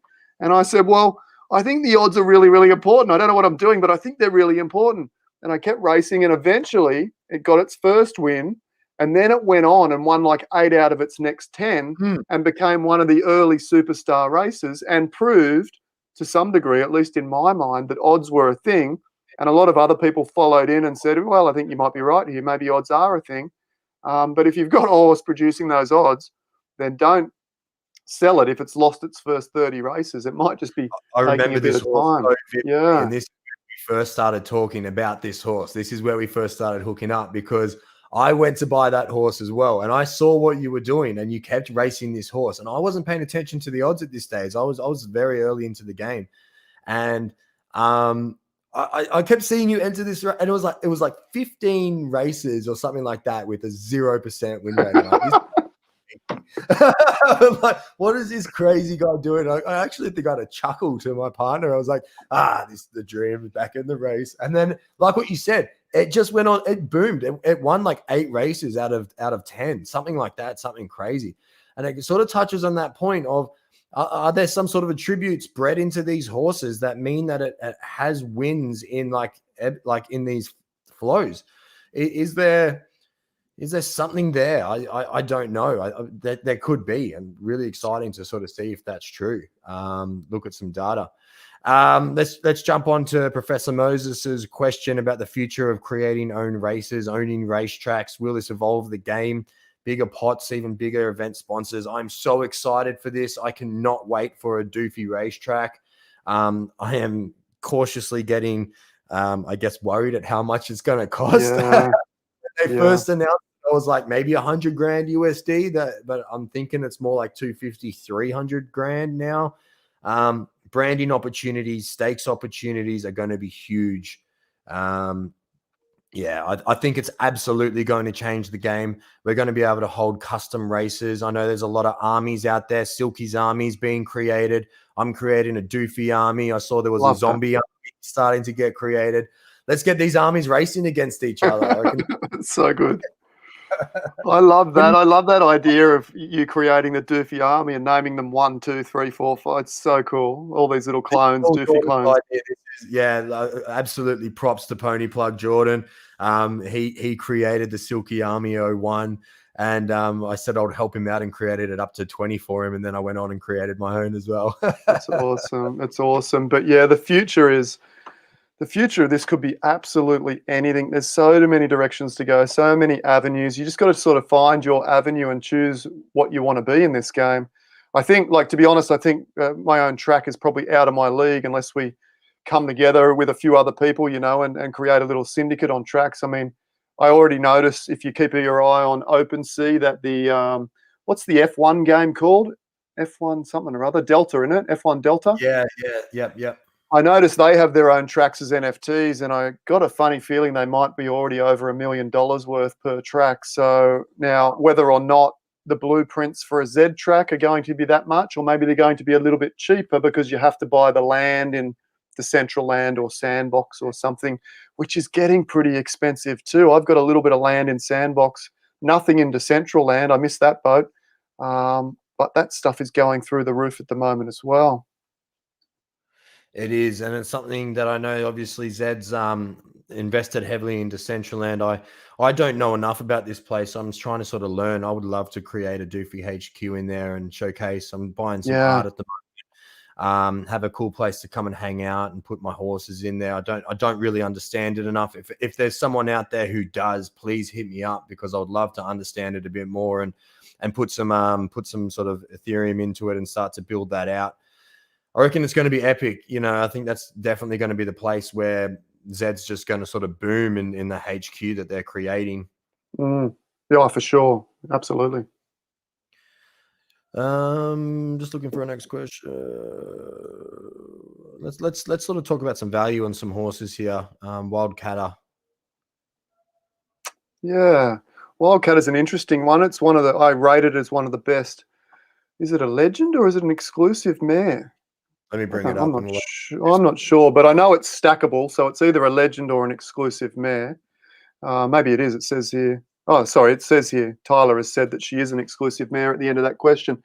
So the fact that she is still stackable, being an exclusive mare, meaning that she can breed with other Genesis stallions and the offspring will still be exclusive, whether or not they're exclusive mares or exclusive colts, or sorry, fillies or colts when they're first born.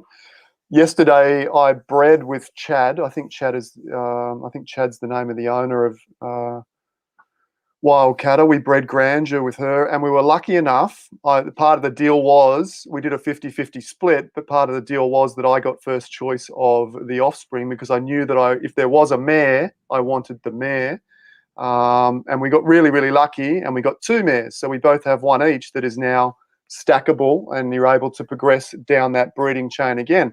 Now, if Chad didn't get a mare, well, then it's still not the end of the road, because you can breed that new exclusive colt with another Genesis mare or another mare of your choice and get an elite, and you might get something really, really special as a racer there in any case. But as far as value, it's really, really tough. I mean, the legends are a little bit easier, I suppose, and it comes down for me and Doofy. I think you probably have some more accurate ideas on this, but it's got to come down to a percentage of what you think the value of the Genesis parents are, I think. So if you think the parents are worth 100 ETH or something in that figure, I think you got to be selling those legends at 10 ETH, 5 ETH, something around that level. It's hard. It's a hard one, and I'm trying to work with people smarter than me to figure this out, and use my race experience into what we're looking at in terms of these bred horses. It really is, in my opinion, one of those things that what is it worth to the current owner, and then what is it worth to the buyer at the moment? I don't think we have enough data out there to say this bred horse is worth this amount of money. And I think we're a little bit away from that, to be completely honest with you. I think it does come down to racing profit. If it's a racer, how much profit has it had? How quickly? What are the genetics put in there? There's so many factors into this. Look, if I was to put a number on Wildcatter right now, be up around 20 Ethereum. 20 ETH, yeah, right. Yeah. I've just noticed, I want to give just a quick shout out to Tyler. I thought the owner's name was Chad, but it's obviously, that's the Chad in his last name there that I was looking at. So I'm pretty sure this is the owner. So g'day, Tyler. How you doing? Good doing business with you yesterday, mate. It's a really hard question. I had my Atari up for sale for 6 Ethereum based only off its racing ability, on how much it had profited and won over its racing career. So when you add elements of breeding and all of those things into it, I've got a couple of Ducky Malin Breathless Edge exclusive fillies that I just bred recently. And again, these have a high price tag. If you want to buy into these horses, you need to come with some bags of money, because they are going to be the key into breeding these freaks and breeding the next generation of horses that outperform these Genesis horses at every level. So I think that they are the absolute key.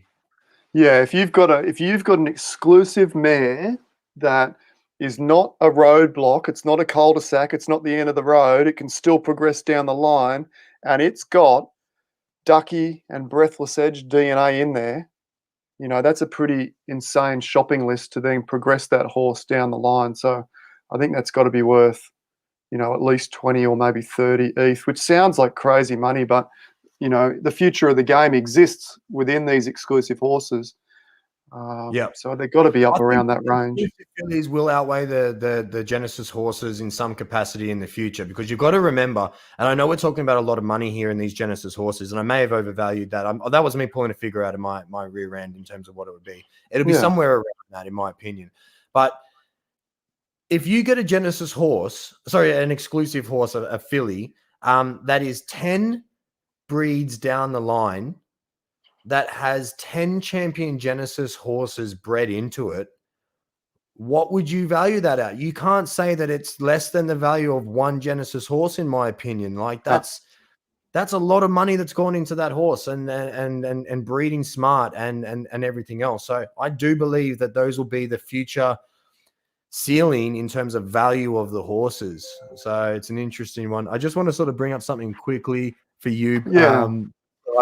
Oh, is this the guy who sniped you? Oh, maybe. Congrats. I mean, just before I move on to that question, just a little bit more on the value there and that proposition. Look, for the time being, probably no one's going to pay 20 or 30 ETH for those horses that we're talking about. And you're going to be able to get some of those at a much more, a much better value proposition. But I would put this to you, Doofy, before we move on to the next question. Given Ducky can only have 2 offspring per month, if someone was to come to you and not have a high caliber horse like Grandeur or Breathless to trade a breed with, what's it going to cost to get a breed off Ducky? They won't. Yeah, Sorry. Well, they won't. But if they say to you, you can't offer me enough money for it. She's pretty much done and dusted in breeding now. I have enough for 2 more breeds, and I will probably save her because she's a Genesis mare. She doesn't hold that same value as a Genesis colt, where you can continue to breed them back into the exclusive fillies. So you got to remember that. She's a Genesis mare. So I wouldn't breed her with anything else unless it was a Genesis Z1 to Z4. Yeah. I've thought about this quite a lot in recent, and I reserve the right to change my opinion. Of course, as the game evolves, there may be a couple of horses that pop up, but Yeah. in what I'm thinking right now, she has one more breed of twins in her, with potentially a future Z1 star in the next sort of 3 to 6 months that pops up that may outperform our current ones, like a Breathless Edge or Grandeur. She may be just going back to Grandeur, like, because I've got 4 from Breathless Edge and then 4 from Grandeur. Well, you've got one, I've got one now. So maybe if we had one each again, we'll have that. But yeah, I think she's pretty much done and dusted, and she will be one of those horses that will retire from racing, will retire from breeding, and will go down as sort of your legend of the racetrack. Yeah. In terms of in hopefully, if I breed correctly and breed smart, that she will be that key breeding ability into the future generational champions. Now, having said that, that's my plan. If someone does see down the line that she is the future of this game, and she is the sort of the missing key of creating these champions and these next generational champions, how much is that worth to someone? And in my opinion, what would I pay as a whole for all of the horses that I can do, and what I can do with all of her genes and everything else? That's worth a lot of money. And I think that's where she's going to get her value, even if she is retired from racing and if she's retired from breeding, because someone may need to buy back into her to get their 10 horses, right? So it's an interesting one. Oh, absolutely. And I think actually where you'll find extra value in Ducky is, so she's the seed that starts off the breeding line, and then you come down and you might stack some other hot Genesis in there. But then when it comes time to then cross over into the elite level, you would use Ducky with one of your colts to go to the elite. So when you've got a really special exclusive colt that's an absolute gun racer, then you go, right, it's time to go to the elite level. I'm going to use Ducky back in there. Oh, imagine what you're going to get then. Oh, something absolutely extraordinary for sure. Well, I made it public that I've got some sort of split strategies here. I'm trying to breed super rare coat color into Ducky Mellon's offspring, and I'm also trying to continue on that freak breeding ability that the offspring seem to have, and continue to just try and, doesn't matter about the color, I don't really care, and just breed the best possible one out of it. So it's going to be interesting to see what happens. For sure. Yeah, but as far as, did the previous question ask what the price or the value of Granger's offspring was? Was that what the question was? No, he was asking about like the value of sniping that Grandeur breed. What was it? It turns out it wasn't actually him who picked it up. He sort of looked at it and then didn't realize the horse until after. Oh, okay. And, putting that horse in, we were trying to figure out at what price do we put it in to try and reduce the amount of sniping that could go on. Yeah. I knew I went low in the end, but it didn't matter. We got 6 out of the 7. That was a pretty good result. I want to talk about breed sniping here, because it's actually quite, and then we'll answer some more questions. It's quite a what's the word I'm thinking of? It's got a name to it that almost sounds bad, right? And I'm sitting on the fence of whether or not private breeding is a good idea or a bad idea, because I actually really enjoy it. I like the fact that I've had my horses sniped. I have accidentally sniped horses myself. And I have, to some extent seen a value of a horse and jumped in there and got it. Now, it's not doing anything out of malice. And I think that it's actually great for the game in terms of how it evolves and grows beyond holding horses within certain stables. And, it's obviously more value to me to be able to have my horses within my own barn. But in terms of the value in the game and the economy, I do believe that it's a great opportunity for people to get in and have an opportunity to get in these horses. I mean, where would you like to see it? Do you just want to go, nah, I just want them behind closed doors? No, as someone from a perspective of someone that has some really valuable stallions, I absolutely want public breeding to always be the only way of breeding, and that's from someone that's got a lot to lose, I guess. And it would definitely be more financially rewarding for me if I could just privately breed these really cheap horses. But I love the dynamic, and I love the rush of blood you get when you go, right, we're going to breed grandeur. And is everyone ready to go? Is everyone ready to go? Let's go. We got all the browsers open. Yep. Go, go, go, go, go, go, go. And then even we only had him in there for what, 15 seconds. And we're all like, I got two, I got two. And I was holding off on my third one because I wanted to get you guys through first before I took the last one, just in case.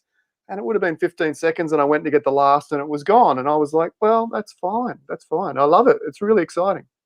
Well, I mean, look, and let's be honest here. You, I, and a few others have these big stables, and we've been in the game long enough that we've been able to sort of find these gems, right? And I think it comes back to this community and who everyone is. And look, there's definitely going to, as we grow, that may change a little bit. But when you hear things like that, and what these leading stables are trying to do in terms of the game, and not trying to hold everything in close, Lucky in there, Bob, all of these sort of OGs well before our time, right?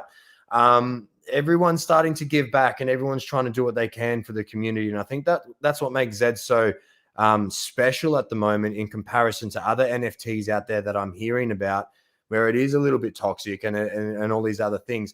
The community at Zed's great. It has its problems around drop time and breeding time and all these other things. And that's understandable because people just want to get in. And where I see the responsibility for stables like us is to help these community members get into racing, have some fun, because that's what it's about, having fun, and starting to get into it that way.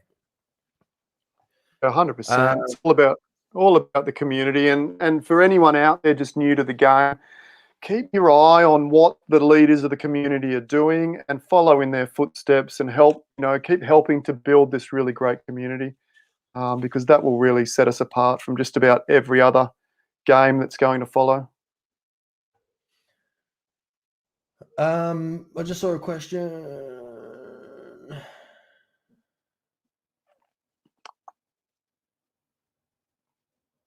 I did see a question. If you want, maybe I haven't. Drop some questions in the chat, guys. Wherever you're watching on YouTube or Twitch, we'll bring them up here and answer them straight away. I did try and get Lucky Jack in earlier, and I do see he's just got home, so we might even be able to bring him up, get him up on stage. Lucky Jack. Which would be awesome. Quick plug. Check out Poseidon Racing on YouTube. Give it a subscribe if you wouldn't mind. If you're enjoying the chat, there's plenty more chats and little golden nuggets over there as well. Yeah, absolutely, guys. If you haven't seen Poseidon's videos, I get a lot of content from you, and I think this is what's great. If you are new to the game, make sure you're spreading your knowledge base across multiple different channels and community content creators at the moment, because it comes back to the fact that this is a game of discovery and we don't have the answers necessarily just ourselves. And so it does mean that if you can spread that information across multiple channels and take what you want out of that, I'm just going to get the link for you guys. Give me 2 seconds.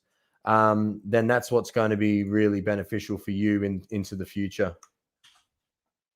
Yeah, 100%. There you go. I'm just dropping the link to you all to get on and follow Poseidon Racing. We'll be doing a lot more of these chats. Absolutely. This is the first one that we've actually, funnily enough, got on together. But I mean, we chat every day behind closed doors about ideas and everything else. So it's good to have it in this open forum as well. Let's get a question up here from Tyler. We talked about it a little bit. Yeah, we have. And look, I haven't experimented with this, but it's something that I definitely want to mainly after your great results, Doofy. So I'll let you talk to this one a little bit more. Yeah, again, it's one of those things that it was an accident, I guess. Not so much an accident, but I was just testing different things, and I knew that you couldn't breed, siblings together or direct offspring with parents and that sort of stuff. But I wonder if you can breed first. I think it first started with niece and uncle, and I went, oh, can you do that? And then it turns out you could do that. And then I found that you could actually breed cousins together as well, and then you could actually breed grandparents with grandchildren. So it looks like it's only one sort of generation that has that block on it. And my results from doing that were mixed.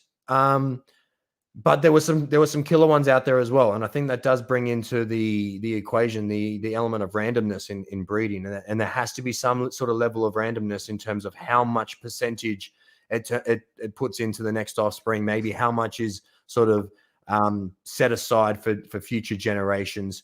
It's one of those things we're still learning. Yeah. Well, I think if we look at it from a probability perspective, let's say that you've got this shopping list that your offspring can choose attributes from.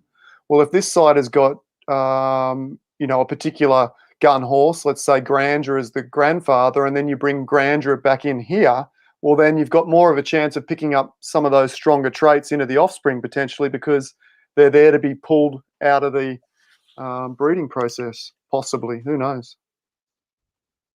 I've just got a note from ZG Zed Gazette, the one and only. He's jumping in. So we're going to get some awesome data-driven insights coming from you guys very, very shortly. So stick around. We're going to keep talking, asking questions, mostly around breeding. But if you do have questions outside of breeding, don't hesitate to drop them in, and we'll get you up here. On that note, outside of breeding, fatigue. How do you see that? Yeah. Love the idea of fatigue, and I really look forward to it coming in. Look, I think what happens then is you really start stretching the racing out, which weakens the field. You get horses, these top 1% horses that can only race X amount of races before the fatigue kicks in, whether that be a variable, whether we know how many races. It might be another experimental process of trying to figure out where your horse tails off. Yo. Hey. How are ya? Before. Hey. How you doing, man? Yeah, good, mate. Good to see you. Mate? I like your new background. This is my number 2 backup studio. I couldn't get the camera working in the other one. This is where the science happens. Yeah. So for those who don't know, this is Zed Gazette, just dropped into the channel. Super excited to have him in here as well. We've been talking now for nearly a couple of hours already on breeding and other things. Me and Sadie sort of do things from a I don't know what the word is here, but we do things a little bit differently. CG talk about differently. Yeah. Different angle. What he does. So for those who don't know him, head over and check out zgazette.com. I think that's his website. If it's not, sorry, mate. And check out some of the cool content that he's putting out as well from more of an analytical data point of view as well. So we're just talking about fatigue factors, mate. Something I know you'd like to talk about. Jeff turning on those long-ass race times. What a dick. Jeff. Right? Like, he definitely put it on. I didn't realize it until Phantom Pacer's new owner, he wanted to, he was showing me the odds saying, do you think this is a top 10 horse? And I said, if you don't show me all distances, I can't give you that answer. And I was like, yo, I'll throw Supreme in the next 1200. Let's do it together. And I hit him up, and he's like, I'm already in 3. And that's when I'm like, fucking Jeff, testing goddamn fatigue data by making us all get lagged up and race other horses, right? Yeah. That's all you're doing, right? Goddamn Jeff. I hope I think it's going to be great for the system. I think it will impact the current crop, and I think it's going to allow new horses to come in and compete with the current champions, and I think that's what's going to be really cool about for fatigue in the future. Yeah, for sure. Yeah. How it actually works, none of us know. What I do know is that they're going to be, speaking to the community on this. They're very much community driven in terms of how future race implementations are sort of released and everything else. So there's a lot to look forward to, but we just don't really have the answers as to how, I guess, is the answer. Yeah, I love the idea. For me, with a really deep stable, fatigue is just going to be a great attribute to add, because you're going to need more horses to continue to compete.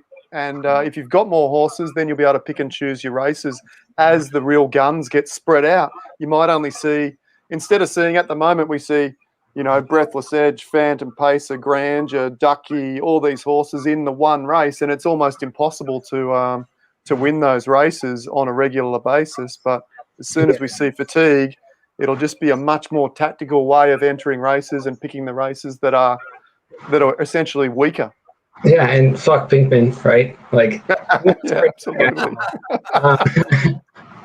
Like, holy shit, no more of that. But as much as I think there was a bit of confusion, like Good Boy Racing. I don't know if you guys talked to them a bit. They've collected quite a stable, right?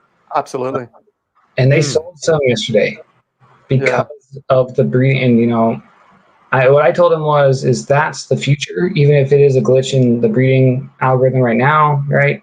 But that just proves if it works in the game, then that's built for the game, and that's the future. Maybe it's 100 years down the road, or we don't know.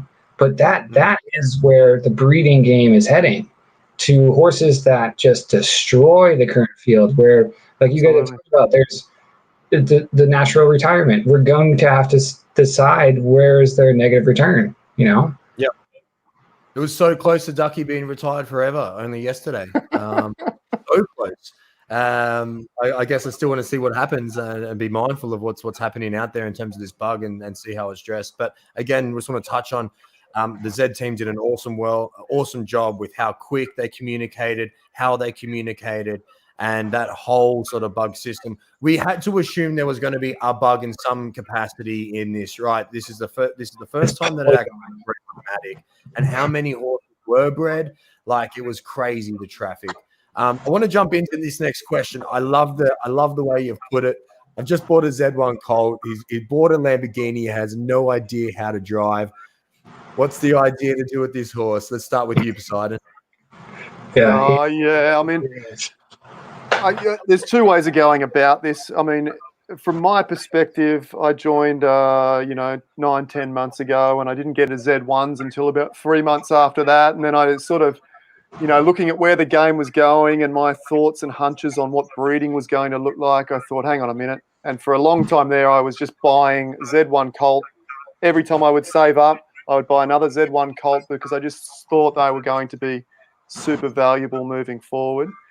And I kept racing them and then choose the strongest, sell the others, and then upgrading and trying to keep finding these gun races.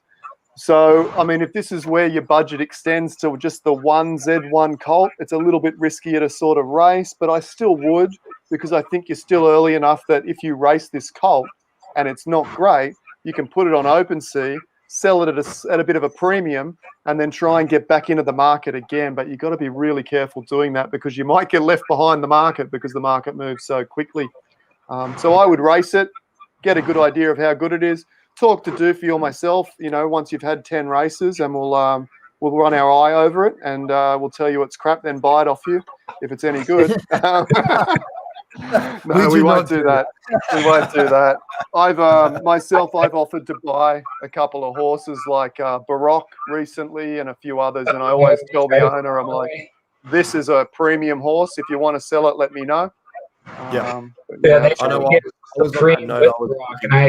was like, I can't do that to Doofy and Poseidon. I can't give you like both the best mares, right? For Nakamoto, I can't do that. And plus, my game's over right then. I just can't. I'm a collector of DNA at this point, and I got to give a shout out to Doofy and Poseidon for like playing the game right before anyone knew it, right? Poseidon collecting the Colts and doing that rotation to get the best ones is why he's where he is, and Doofy selling Breathless Edge. It took. I told you when it happened. It takes balls to make that decision, because not any of us would have. And it definitely influenced the community to be this little bit of a hustler on it, right? A buyer and seller. Right? You guys have both set the trends that are going to impact how the game goes forward. So I do appreciate what you have done 100%, and I hope you understand that. Yeah, absolutely, mate. Thank you. That's 100%. It went from one to the other. It just went. What is it that way? It's hard. It's really hard. Yeah. and I've touched on this a few times, and I have so many questions from actually people that I know as well. It's like, do you feel like you shouldn't have sold it? And this is going to be something that comes up in the future of the game as well. Like, sell horses that they look back and go, oh shit, I shouldn't have sold that horse. But you make decisions in the game, in the ecosystem that it is. Some buy, some buy at the right time. Prices, yeah. Do I think we'll have the same amount of prices in what we do now if it wasn't sold for that? Because even though it was a significantly low amount to where we are now, it was huge in comparison to where it was, right? It was a huge risk for you guys to buy that horse. There's all these other factors that could have come in. That risk paid off, but for me, I had reached my risk factor. Let's go back to how much I paid for that horse. It was a tick over $1,000 AUD. I made what is that, 30,000% on that horse. That's when if you speak to any sort of broker or margin trader, any boomer would be like, "What are you doing?" Right? Yeah, it's one of those things. Absolutely. Let's get on to some more questions. I know Lucky Jack is coming in. He's just let me know that he's coming in, so he's going to be in here soon. We'll keep talking questions. I'll tell you, while you're looking for a question there, Doofy, I'll give you a little funny story around that Breathless Edge purchase. You think about it now and you think 10.5 ETH, like it's a no-brainer to buy Breathless Edge at 10.5 ETH. But at the time, it took me 24 hours to make the decision. And then my brother didn't know, and he's in with me.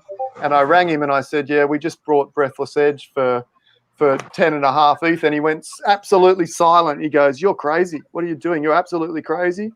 Just a matter of 2 weeks later, and he was like, "Oh, yeah, that was a pretty good decision." No, I was telling the doctor before he quit that about that time I could sell Supreme for 20 to 25 grand because I could make the argument. He goes, "You can't sell her." I said, "No, I could make the argument to sell her. Right? If the right purchaser is there, I could make 20, 25 grand." And you guys are right on price point for sure for that moment, right? Yeah. Which was still so far ahead. Right? No one knew where we were going to be right now. Right? No one knew I decided how to get a new background. Right? No. Same T-shirt though, so I respect you. Right? Yeah. But I still got the inner Aussie bogan, mate. It's all good. Love it. All right, I just want to introduce Lucky Jack to the chat. What's up, man? Lucky Jack, in my opinion, one of the OGs. Like, he's been here from nearly day one. I think, were you here on day one? You're close enough. A1 Z1, baby. Yeah, let's go. We're going to see some really different answers from Lucky Jack, because he's got his stable, which is a little bit different to mine and Poseidon. So I like to see that contrast in answers. What we'll try and do, because there are 4 of us now, if you don't mind, we'll try and use sort of mute features and everything else, and give everyone a little bit of airtime to work through. I'll bring up a question, and then I'll sort of bring it to someone, and then bring it on to someone else, if that's okay, so we're not confusing everyone at the time. So I love this question. Does the 4-parent glitch give us any insight into the system? Seems like it gives a bit of a small hint as to what the equation looks like. I'm not going to just throw straight to you, Lucky, so I might go to you second. Let's start with you, Poseidon, and then on to you, ZG, if that's all good. Yeah. Ed and I are on the same page. I'm excited to see what Poseidon's got. Oh, look, absolutely. As soon as I saw that yesterday, and you already touched on this when you jumped on the stream, I was like, this is what the future of Zed looks like. And I was really super excited, because I am the #1 fan of progression. I think progression has to be there, because I mentioned that I had a horse called the Dream in the very first stage. The dream of Zed for me is to be able to own the best horse in the game. And if that's accessible for absolutely everyone, whether it's through, statistical strategic breeding or just pure dumbass luck, that has to be there, that you can, get that best horse in the game and go beyond the current legends of the game. Absolutely. And I think that what we saw yesterday absolutely proves it. And it may also hint at the fact that, stacking genetics, because essentially what we got was 4 different parents combined together to produce a super freak horse, that maybe stacking genetics is an actual thing that we need to be looking at closely in the future. Absolutely. What are your thoughts, Lucky? Yeah, I think it speaks to stacking genetics. I mean, I think when you look at that, it's almost as if, okay, if your offspring gets a gift from each parent, it's just like it's getting double dose of gifts. So however you write that in the code and in the breeding formula, I don't know whether that's addition or multiplication, but it's definitely receiving something like a gift. So the double parents just doubles up the gift. As far as the stacking, and I would like to see, for example, I would like to look deeper into the father versus the mothers, the double fathers versus the double mothers, to see if we could learn anything else there. But other than that, I'm like everybody else. So. Yeah, especially since I saw that the double fathers breeding down to legendary as long as they're different mares. That's huge, right? Because that means you can do, right, that equals out to 100% on each side. Because you're going to get 35 from both sires and you're going to get 65 from the mares. As long as they're good mares, you're going to have good legendary offspring, and it makes it more likely you're going to be breeding down in the right direction. I think that Lucky really sort of touched on an important point here that we don't understand from this equation that happened, if it was a multiplication or whether it was an addition. Because my first thought was, and this is me looking at it going, okay, it had two parents, it had two dads, two mums. I wanted to know, like, if I had that horse, I'd be going, right, who were the two dads and who were the two mums and the other two that got bred into it? If I was to go and breed that with that dad and then another one with that mum, would that then result in this freak horse that happened? Well, was it because there was a multiplication on one level and the addition factor wasn't as high? So I guess I would be, look, if you do want one of those horses, that's what I'll be testing just in case, right? Yeah. Another way to kind of talk about that is, it's like when you talk about math, right? Like, are you doubling something or are you squaring something? Because if you're squaring something, it's exponential. That could mean that the gifts are exponential, and that to me, I mean, to get as low as, like, what did it get, 1.1? That's pretty close to 1. You know what I mean? That's really getting close to 1. Pushing the other one's a 240. That's crazy. Yeah, so I wouldn't be surprised if that spoke to, like, some exponential aspect of the formula. Yeah, I definitely agree. Answers. I'm going to move on to the next one, which I'm going to throw straight to Lucky because this is your expertise. I'd love to get your thoughts. I actually don't. I think if you already broke the seal and you're racing your horse, I don't really see a reason to keep it as a virgin, because I think you can only learn more about it, and I think you kind of want to have some of your genetics out in the market. There's something to be said for genetic scarcity. Once you have a gem, you kind of want to lock that up. But I think if you're still in the process of discovery, I think having more offspring out there, I think, can actually help you learn more about your horse and your bloodline. So. Yeah, I agree. And I think that, like, genetic scarcity right now is in a short time frame, but in 100 years, what does genetic scarcity look like? You know? Yeah. And Poseidon, what are your thoughts on that, mate? Oh, mate, yeah, I'm an absolute huge believer in letting a lot of other people do a lot of the heavy lifting for you, doing a lot of the work for you. So, you know, letting some of those offspring get out there. And the beauty of this, the absolute beauty of this, is I am very analytical and very measured in all the decisions I would make. So I wouldn't do some of the crazy stuff that Doofy would do, or someone that has no idea what they're doing about the game would do.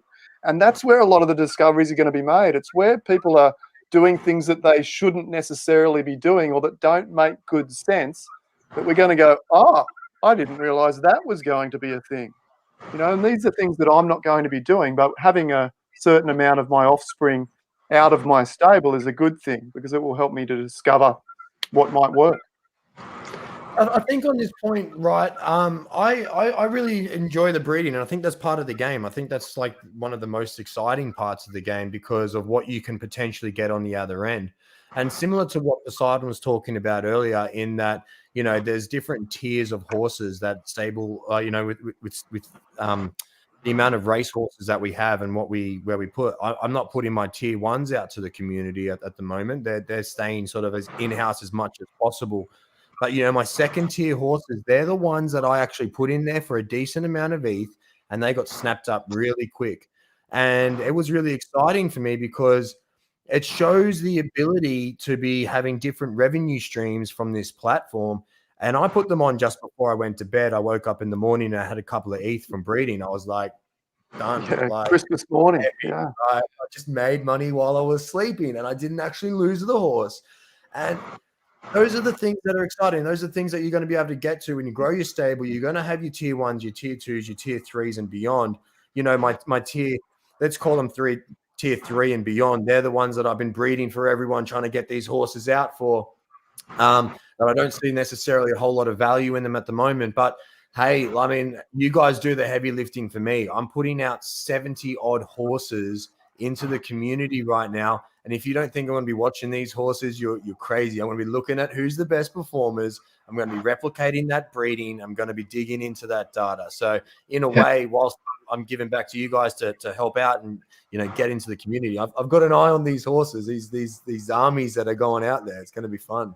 And I'd like to add on to what Poseidon said, like with so many horses out there that we don't know what to do with, as soon as someone figures it out, it adds so much value to the horses that fit that equation, right? Yeah. Immediately, they're all more valuable as soon as we figure out a little bit. 100%. To that point as well, like let's bring back to what's that bloody horse's name that just, you know, that was bred from my dad. Anyway, one of the two. Escobar? No, the other one. Even my wife knew about one of these horses because she was like, she's new in a clubhouse and I was using her account and they keep calling her up on stage and she's like, I don't know what the fuck. Yeah, I gotta leave quietly at that point. I don't know. Leave me alone. So my Void Ranger was actually bred from my tier 2 horse, my tier 2 stallion. And I was actually in the car no longer as yesterday going to my partner, do I sell that horse? You know, is it going to breed again? We don't know what's happening. I said, look, I think we're going to have to wait for an announcement from Zed to see if this is real or a glitch first. I'm not going to take advantage of a glitch in the system and sell this horse for heaps of money. But hey, if you breed actual great bred horses, what's that going to do to the value of the parents? And that's something that's going to be really important. Mm-hmm. Right. You say drop some questions in the chat wherever you're watching, YouTube or Twitch. We'll bring the question up here and get some of the get the panel to answer it for you. I've got a question while we're waiting for a question. So I just got Pikachu, right? He was in the bottom of my barrel. I've been racing him a lot. Apparently he likes the sprints. Ever since I started throwing him in the sprints, he's been really taking to it. So he's like worked his way up, class 3. Class 2, I sandbagged, brought him back down to class 3. You gotta. Back to class 2, and now he's in class 1. This is the first time he's not getting sub 12 odds. I have, like, my heart breaks when I see that. But he's also one of those horses that's like an overperformer. So even if he's not sub 12 odds, I feel like he's kind of in that tight little range of the 12. But I also know that, Doofy, you were talking about the appropriate time for a horse to retire. Is it just me, or is this the time to retire Pikachu? You can put horses on ice, right? You know, it's got a great win rate. It's. I know that means EG have a little bit of a different opinion on this, so it's going to be great to have this bouncing off. I think for people watching, because when it comes to breeding, it's my opinion that it takes a little bit of its genetics, and then it also takes a little bit of its win rate and place rate, and then it breeds that into the horse as a snippet in time, right? Zinc will talk to his point on other things, but you can put that horse on ice and then you can come back to it and see if it's the same. We've just had a whole heap of breeding. Remember, there are horses out there that are probably racing in classes that they shouldn't be racing in. Unless it's in class 1, obviously it's in the best already, right? But if it's in class 2 and you're still pulling those high odds, it may just be that there's a couple of class 1 horses in there that are great sprinters as well that you're racing against. So I'd be saying, okay, maybe put it on ice for a week or two and coming back to it. Maybe it's time to breed right now. Maybe it's time to just put that into stud and make the most of that. Yeah, ZG? that's a good point. Yeah, I think, I don't know which one is better, ETH or win percentage, but it's a good question for some data nerds to answer. I'm more of just like look at the odds until I notice patterns kind of guy. I just kind of smoke some weed and see what happens. But it's yeah, no, I think because it's obviously different rules all around the world. Where I'm in Australia, it's not legal. It probably is where ZGZ is. So yeah, yes. You did not read between the lines there. they definitely got some whatever it's called, right? But in all honesty, we really don't know much at all, right? You guys know way more because of what you've done to experiment. And the horses that I was fortunate enough to breed in while the barn was open, I don't expect them to be good. Right? They're going to be terrible. There's nothing on them. There's no running. There's nothing. There's no history. There's nothing. But I just want to see what I could do. And I know boots are cheap, and I just whip it up real quick. And if it comes up real quick, there'll be these inbred horses for the community to jump in on too, because they're still out there. They got double contained sugar. I think everyone remembers it having like a 4 Zest and Griffin, and then like next race 45, and we're all like, "What the fuck?" Sugar, right? Like, so that's why I was like, "Well, sugar's cheap, right? Wrap it back up." So those horses are out there, and I encourage the community, go enjoy. Let's experiment together. I don't expect these horses to be good. I'm just trying to find Walter White's Blue Magic recipe. That's it. And then I give it to you guys who actually have the ingredients, and you fight against the investors, right? What are your thoughts?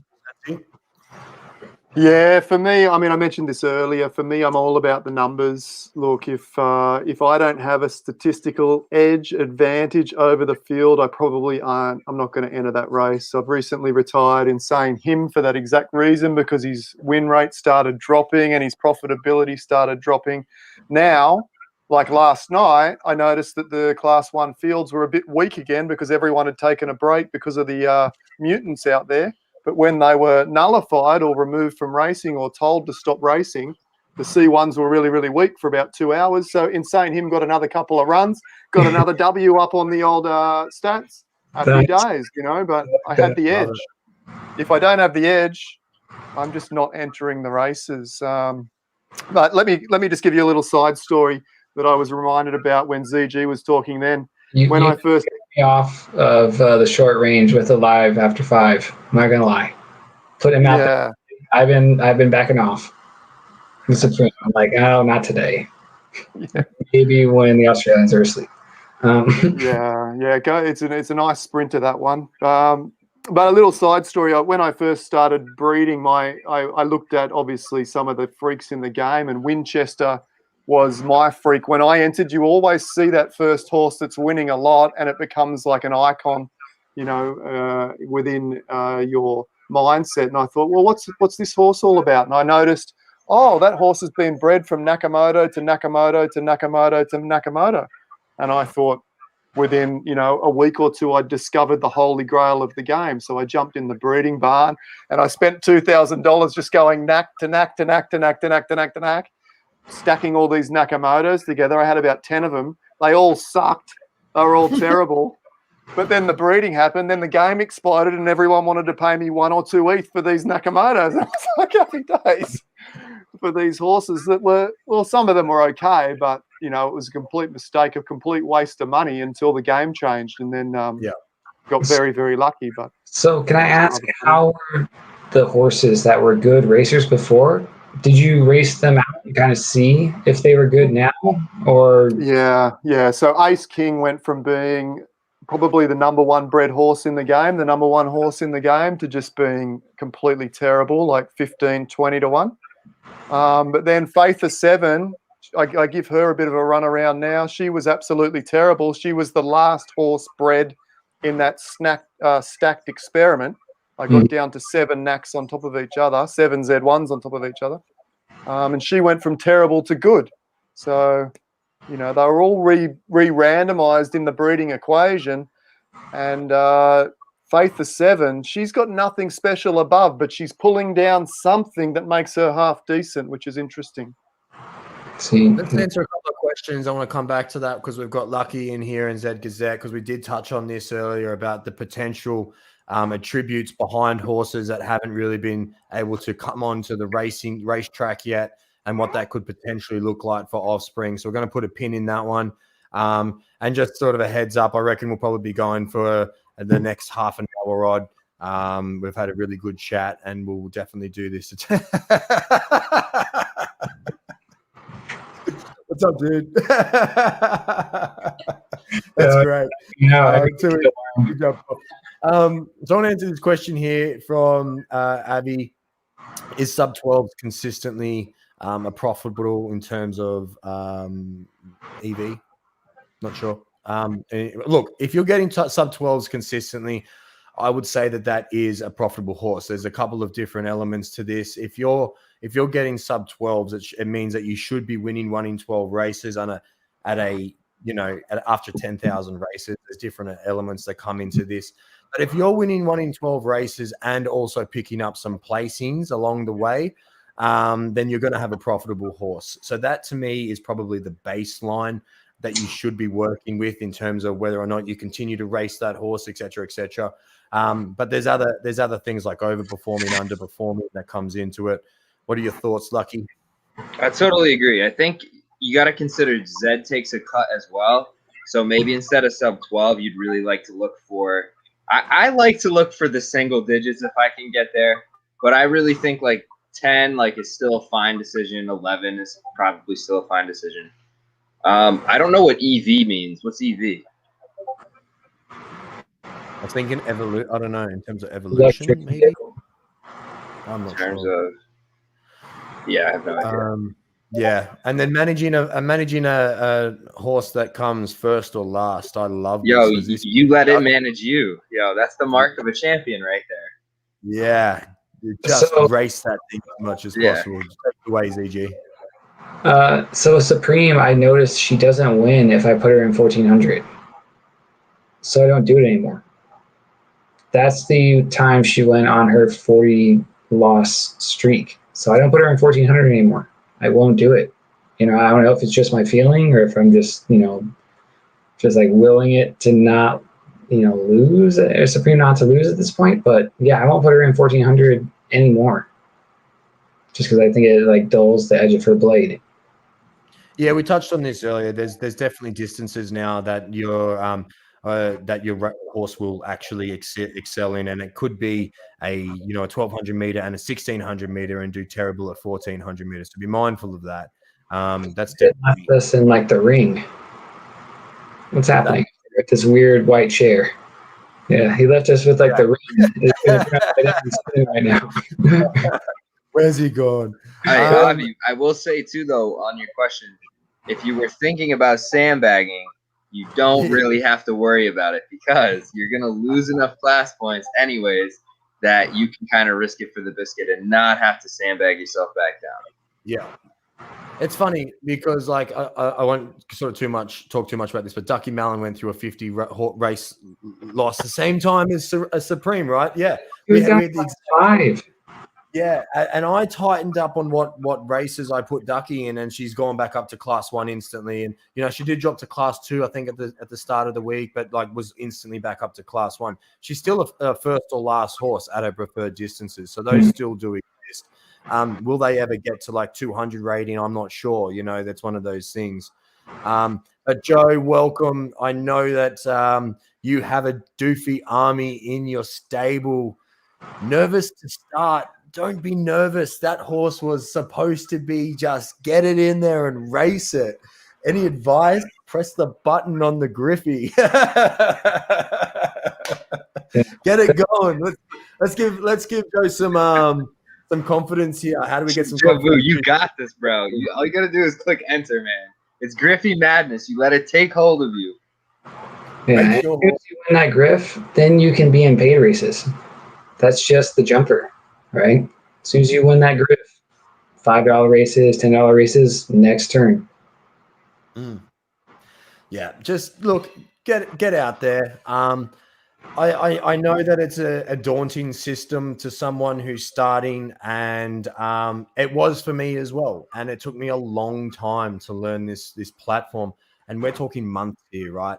At the time that we all started, there wasn't any content out there. You guys are in such a lucky position that you've had people sort of start to understand the platform and a sort of happy enough to share all of that information so to make things easier. So read as much as you can, listen to as much as you can, get as many different opinions on the same answers as much as you can, because like I've said before, we don't know the algorithm. We can give you our experience. We can give you what we're looking for. Data for the sake of data is a scary thing, and people are definitely doing a lot of data digging at the moment. But if you're digging at data in a blind way, that's also can start pulling up some things that may not necessarily be the case. So get as much information as possible, take out of it what you like, do your own testing. That's the only way you're going to learn the platform is from your own experience. Race your horses. Let's go. Yeah, I agree. Right. It's a community effort, and it's really expensive if we try and do it alone. Right. If it's a 10,000-year game, we got to make turns now together. That's the big moves. Yeah. I love this question because I actually asked it on my Twitter, and while I'm going to pass to someone else on their opinions, we'll work from bottom up to Poseidon. Start with you, Lucky, then ZG, then Poseidon, and I'm going to give you some community insights as well. Yeah, I mean, I would pick the one that's the top 5 racer in the game because, I mean, a lot of the value of the Z1 is that it has the potential to be one of the best breeders, one of the best racers, one of the best insert whatever. But I think once you scratch that ticket, I think you lose a lot of the value there. So if it's a good racer, but it's not beating the Z7, I would pick the Z7, man. I mean, unless you're really going to be breeding focused stable, and even now with the things we've seen, that doesn't necessarily mean you need Z1s to be a great breeding stable. So I would go Z7. Lucky? I mean, ZG, sorry. I'm just pulling up the chart real quick on Z7s. Yeah, so Z7s only have 4,000 population, right? That's still very scarce. If you look at the large picture of how many horses there are. 10,000, right? So it is. Yeah, like 10,000 just Z10s. That's more than all the Finnies there are, combined between Z levels. So, yeah, I'm gonna go with, Genesis horse if I can, and because finding a winning horse is the hardest part right now. Yep. Poseidon? Oh, you're on mute, mate. Thank you. Back. Yeah, I'm on the same page. The Z7, not only do I think it's probably a better option in any case, but the value proposition currently, I've been buying the odd racing Z6, 7, 8, these type horses and picking them up for, depends on how good they are, but 5 or 6 ETH maybe, as low as that. And you're not even going to get a broken Z1 for that kind of money. So yeah, the value proposition and the way we're looking at it, there's some really gun. You got Tycoon, you got Rendezvous, you've got a few others that are looking like not only are they the best Z7s, but looking like they're going to be in the top 1% of races of the entire Genesis field. So I don't really see much difference between the Z7 and a gun Z1 really if they're performing at the same level. And they're cheap currently. I echo all of this. I would absolutely pick the Z7. I'm a racer. I think I'm going to answer this question a little bit for what I would like to see you do and actually consider yourself. what are you in this game for? If you're in it to be a racer, if you're in it to be a breeder, if you're in it to be a holder, if you're in it for something else that we haven't even discovered yet. And I'm going to answer this question as if I'm a racer, and I am a racer. So this is absolutely more valuable to me, hugely more valuable. There was a horse, wasn't there a Z7 Lucky in Poseidon? We were in a chat, and didn't someone was trying to sell a Z7 for 20 grand? Yeah, Yeah. Sold it instantly. Like, that's how much a Z1 unraced is, isn't it, at the moment? Maybe a little bit more, but I think that was a pretty good buy. I did a Twitter poll on this back in April 4th, and I wanted to find out if the purpose of Z Run was to actually own and breed the best race horses. Then would you consider a Z2 Legendary more valuable than a Z4 Genesis? So similar, but a little bit different in terms of the question. 49% of the answers out of nearly 200 votes came in at yes right now. 30% said maybe in the future. And a lot of the commentary around that was that they just don't understand the platform yet. And then we had about 21% actually just coming back saying absolutely not. I value that more. So, I mean, that's what's great about this platform. You can have different opinions on where the value lies, and everyone can start doing their own thing in terms of value. But at the end of the day, we're still being able to get value out of our horses. And I think it doesn't really matter what strategy you take right now. It was so early in this that whatever strategy you decide to take, I think there's a lot of opportunity for you in the future. We've got another question here from Brave New Channel. I know that you've done some testing on this, Poseidon. If we want to work the other way, if you can start off with this one. Yeah, this is my initial theory. No one knows if this is a thing or not, but I'm definitely looking for... Only yesterday, my brother and I were just in the planning of doing our in-house breeding, and we chose a live after 5, which is a very talented 1,000, 1,200, 1,400 runner. Not much better, not much good after that. And we were choosing all of our other talented short distance runners, so the likes of Be Lucky and Alabaster Lily and a few others that we thought these would be really, really good together. So that's my hunch. That's my initial hunch. I don't know if it's going to work out in real life, but that's what I'm going to start with for sure. I like that you're using Live After 5 because that's Supreme's little babies with disruptive discharge on that 4 Griff. Right. So I think Griff is a measurement of breeding dexterity more so than class. Right. Mm-hmm. It's definitely got to be separated in my mind. I don't think they're the same game. Personally. Can you dive a bit deeper and explain that a little bit more? I've just, from what I've seen on like Kryptonaut and the other horses, that it's more reflective, and especially if you get like a good Griff score and then like one of those floating 8 to 12 class scores. Those kind of horses seem to be producing some great racers. Right? I see what you're saying. I know I know the style of horse you're talking about. Example of this. Insane him. I was wrapping your guys' like head, and I could not figure. I actually needed to lean on you guys because it's the first time that happened. A day latte, I'll bring this horse up. It pulled like 4s in a Griffey, and then went to a class race, raced the same horse at the same distance, and pulled worse odds than that horse. And remember, I was like, I was leaning on you hard, Poseidon, because I could not wrap my head. Do you want to talk to it a little bit more? I'll bring this horse up.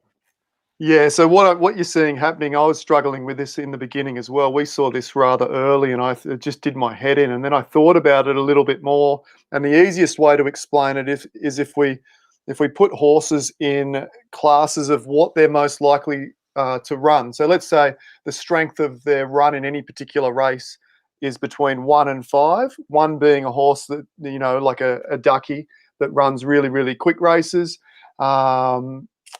So these horses that tend to get really low Griffin scores, but then go and aren't the best odds in the next class races, let's say they run consistent race 3 times. So somewhere in the middle. But in the Griffin, they're racing against mostly horses that are going to run a 4 or a 5 race. So that makes them really, really likely to win that first race, because most of the time their standard run is a 3, but these other horses are going to run a 4 and a 5. But then when you put them into a quality field that have horses like Ducky that might only run one really good race every 5 races, but when it does run a good race, it's at the level of a race 1 level. Okay, and you've got several horses like that. You put a horse that's likely to run a 3 against those horses, a whole field of horses likely to run a 1 every now and again. All of a sudden, that horse becomes a 15-to-1 shot instead of being a $2 shot in a weak field. This result, that's my hunch in any case, echoes what you've just said there. If you look at a Day Latte, 8 races, hasn't got a single win, but it's got a 50% place rate. Right. Yeah. And that talks to the consistency. And I didn't know that this was the results, by the way, when I said I'm going to bring this horse up. I actually haven't raced this horse for a little bit. I had no idea what it was at. But, hey, could be on something. With these kind of like profiles showing up, I wonder if they're like steeple racers or something silly, right? Like they should be first in the right race, but it's just not there for them right now. Right. The horses like keep. Yeah, let's bring that up, because we started talking about this earlier, Poseidon. You guys weren't on here. I want to get your thoughts on it too, Lucky Jack. I was actually only yesterday having a chat to my partner, trying to explain to her how we're going to be able to introduce all of these different racing attributes into horses that have already been bred. I tried explaining it a number of different ways and didn't quite get there. And then it was the one way that really made sense. It'll take months. I know you want to get it. How I explained it that she finally sort of understood was that if there's a horse that's bred with, let's say, 20 different key attributes, and every other horse has 20 attributes, and each of those attributes are ranked on a 1 to 10 scale, and what the race algorithm is currently looking at is this attribute equals X, this attribute equals Y, and where you sit equals how you race. Now, if we want to add elements like track fatigue and all these other things, you don't need to breed them back into the horse. You just need to look at what the attributes already are and how those attributes are interpreted. So maybe a combination of attributes gives you an extra, this sort of racer. So with that in mind, we sort of started to talk a little bit earlier about these horses that are currently being bred that don't seem to fit the key in what we're talking about, in that they need to be great racers to be a great breeder.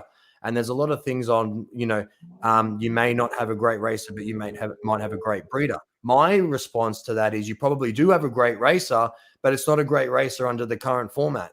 And these new changes might actually make it a great racer. So if you're getting a horse that's underperforming on the track and spitting out great offspring, I would be holding on to that, not necessarily from a breeding point of view, but from a racing point of view of what can come.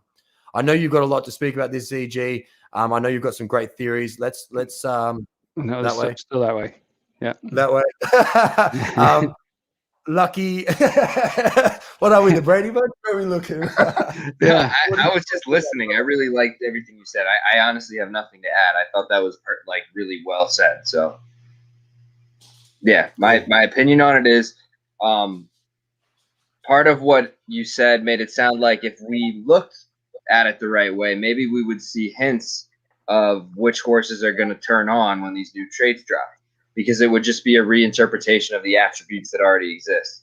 The way that I would have thought of it, it could be this way, right? It could also be that these traits have been separate traits all along, but have been dormant, but have been in a state of just turned off, and that once activated, but that would have required them to be pre-existing in the architecture. I see what you're saying. It's probably easier to do it this way, where you just kind of adjust the interpretation of what already exists, right? Yeah. And I got a lot of this from speaking to ZG, so I'd love for you to elaborate on that. That was me sort of dumbing down after several conversations what I understood from you. So please take it away. Let's try and get a bit more of a technical answer on that as well. And I'm sure I always sound like a crazy person trying to explain it, but just more technical. Let's put it that way. It's really like So when I started looking into the genetic algorithm, I started with CryptoKitties because that's the same style of game. And there's always this randomness factor built into the attributes. So if you look at the CryptoKitties formula, they've pulled from just doing the same thing that we're doing right now, right? The percentages are very close. They say roughly 13 and they say roughly 15 here. They say roughly 40 and then they say roughly 38. Right? It's basically, why are the numbers so, as much as people are saying it's, I hope Ebbs isn't in the woods in the winds, but yeah, if it's a random selection of data, why does it keep coming out to the same grouping? Right? If that's the odds. These are all questions that I love to get answered, and I know you ask questions as well. Oh yeah, let's move on. Yeah, let's move on. We spoke to Sadzi earlier on that one for those that were in the channel earlier, so we won't repeat that one. But let's get this question answered in terms of, look, we don't have meter time. I'm assuming what you mean by that is like sort of split timing as the race is running, and if it pays any value into other race distances. Is that the question I'm getting from you guys? Looks like it, yeah. What are your thoughts on this? This is something that I really I focused heavily on when I started collecting data and interpreting data to find my next race distance. I definitely used it in the beginning. I don't anymore because I just don't simply have the time to watch every single race. But are you guys doing this at all, or do you have any sort of value inputs? I'll jump in here. I think it's a natural progression for every new player to assume that the way the horse races in a particular style is going to give clues to how it races other races. My experience tells me it's got nothing to do with it. If a horse is in front at 1600 and fades and comes last at the 1800 mark, it's probably not going to suggest that it's going to be a great 1600 runner. I think the key indicator for me is odds first and foremost. And as we mentioned earlier, once you get into 100 races or so, then take a look at the actual result percentages, the win percentages, and make your decisions from there. So the key indicators for me, I don't watch race style because I see horses like Insane Him that take off early sometimes and then shoot home late sometimes. There seems to be, for me, yet no rhyme or reason to why that happens in any particular races yet. It might in the future make more sense, but at this time, I just focus on odds for the first 50 or so races, and then a combination of odds and win percentages from there on. Yeah, I agree. Right. It's all about odds, right? It's the underlying value of the genetics of the horse. But I'm not a data guy at all. Not at all. I'm a history major. I know data guys. I'm just crazy enough to notice patterns on how people breathe even, right? It's terrible to be my wife, right? It is awful. I know who's coming up the stairs before they open the door, kind of weirdness, right? So I'm just not a data guy. That's not my thing. So like anyone can be crazy and be, putting out these weird articles about genetic algorithms, right? You don't have to be a data guy. But if my computer scientist showed up and I told him immediately, because I think the community can tell, kind of, I'm not going to debate it and I'm just going to tell you what I feel, right? If you disagree, then you have to tell me differently, right? And simply put, if class 5 is not slower than class 1, I don't want to talk about speeds, times. I don't want until there's a progression of it. I don't want to talk about it.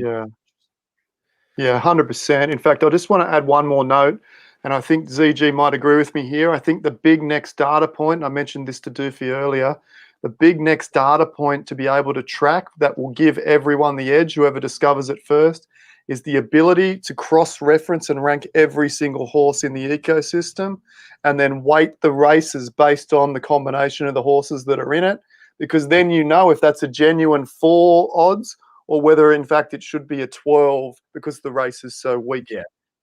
And this is something like at this point, I actually said go and subscribe to my website because I said I'm working on something behind the scenes. We all are. We want to be first. Everyone is right. Like this is a big question that needs to be answered, and I think it's going to be answered different ways. And who develops this tool as close to the outcome as possible is going to really help the community on that. So if you haven't yet, go to doofyracing.com, subscribe, so you will get sort of updates on that before anyone else in social media. I know everyone else is doing it as well, so check them out. ZGazette.com. I'm not doing it. I'm not. You're not doing it? No, I will give you hints though on how to do it. Okay. So what I've noticed, no, I got to tell everyone I'm powered to the people. My theory. So when you come back, no, I'm muting it. I'm sorry, man. I can't let that happen. Not on this channel. I'm doing something big, and if you start dropping bombs on me, I've got investors into this. I can't do that for them. Sorry, man. Got people dropping money into this. It will come out eventually. It'll come out. I'm happy for you to share it with other people in other ways, but I just can't have it in that form. I understand. Sorry, man. No, I respect it. Yeah, if it was just me, I'd be all good with it. But there's other people investing some money into this, and I have to do the right thing by them. Well, Lucky Jack. Offline, any questions? You want to bounce? Yeah, always. Yeah.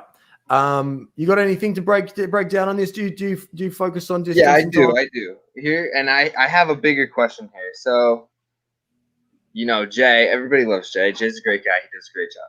One of the things he said when he opened up with us was, hey, it's all a big show. The race is a show. It more or less, the race is just a reaction to what's already true, right? It's just playing out of things that are already true. So this raises the question that is like pretty fundamental. Can we watch the races and gain anything of value by watching how the race plays out? Like, oh, he broke early for this race, so I got to throw him out in a shorter race. You know what I mean? Can you make adjustments based off of the information you get from watching it, watching the story play out? Or is it that the story is just artificial? It's just going to play out how it's going to play out, and it really has no bearing on any specific attributes of any of the horses involved. So I want Poseidon to answer that first, because I think he's got mad data. If we start looking at API data, and if they start putting split data in there, then that's going to be useful. I guess the one question on that is that we don't know if the visual representation is actually the data of the race just has the outcome, and the times and everything else don't necessarily mean too much in regards to that. I know there's a lot of theories out there, but if split timing starts to become a thing in terms of the data and how it's read inside the race and the race algorithm, then it absolutely has bearing and weight, because it may be that, you're looking at certain trends in the 2,000 meters races, that if your horse is doing certain splits, at certain points, then that does mean that it could be a 1,200 meter runner. Not necessarily that it's breaking a 1,200, but certain trends mean certain things, X equals Y. Yeah. Whenever I put a question up, for some reason, you're always at the bottom, Lucky Jack. I don't know why, but I always cover your face with those questions. I've got this race up here. A big shout out to Kyle in the YouTube stream, who bought Jack Goff from the Cheap Bred Horses. And after hearing what we were talking about earlier about racing your horses, he's whacked it in a Griffey. So we're going to watch this race. Oh, he did? He put it in a Griffey? It's in, baby. Can I throw in, though, on what was just said? So Absolutely, earlier, were you guys listening when they were talking about how horses change? Like they're, sorry, dry throat. Bongs are dry. But if the horse jumps class, it sometimes changes its distance preference, is what are some I've heard a lot from people, right? And that goes back to kick groups, in my opinion. And when you're talking about, the representation of the game, all that is all tied together. I can't say any more. I got some articles to come out, but yeah, that's my Easter egg right now. Love to see that. Nice. This is what I love about this game. This is all stuff that I'm like, not even on my radar, and I'm going just like mind blown. One of the reasons why it's not on my radar though is because, to touch back on what Lucky Jack said, it seems like each race is a reaction to what the other horses are doing. So what I mean by that is I see that you generally will not see a horse run a record time unless another horse has gone flying out in front first. And it's a reaction to that horse having to come first, whatever that reason is. It chases down that horse that's already off in the distance, and you get two horses running in the top 5 record times in the one race quite often. Wow, I didn't know that. That's really interesting. I've got another question here. I think we've sort of really spent some good time on that. Before we get to the next question, if you have a Griffey out there and you want to have it racing on this stream, enter Manchester City Stakes. There's 3 gates left. Let's get this filled. Watch a Griffey race. No, I'm in there. I just pushed in, dude. I'm in. Are you in it? Refresh that tab. I got none left unless I put Satoshi in, and that ain't happening. It's Griffey madness. Wait a second, I've got one. I'm racing you. Patrick Williams, get in there. Okay. Let's do it. Let's get this the Griffey going. I want to answer this question. I'm going to have this up there for a second because I hate covering Lucky Jack's face. He's definitely got a face for TV, not radio. So we'll get it down. But let's talk about Supercoats. Any impact on racing? Let's start from the top and work down. Unless you got to jump off, Poseidon.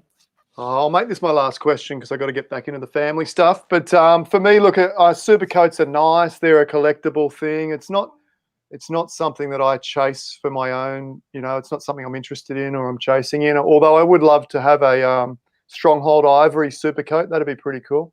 But not for me. I see it as maybe a little financial incentive to make horses that are more valuable, and that's about where it ends for me. But guys, what I will say is thanks for having me, and I am going to jump off now, but I look forward to having a chat and catching up with you all again sometime soon.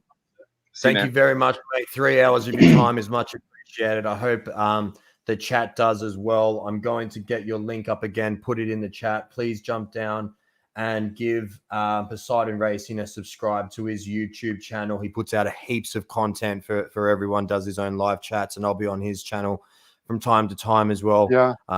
Really good time, and got some really good answers to some questions. So thank you very much, mate. Please show your appreciation to him. Love you guys, and I'll see you next time. Later, Poseidon.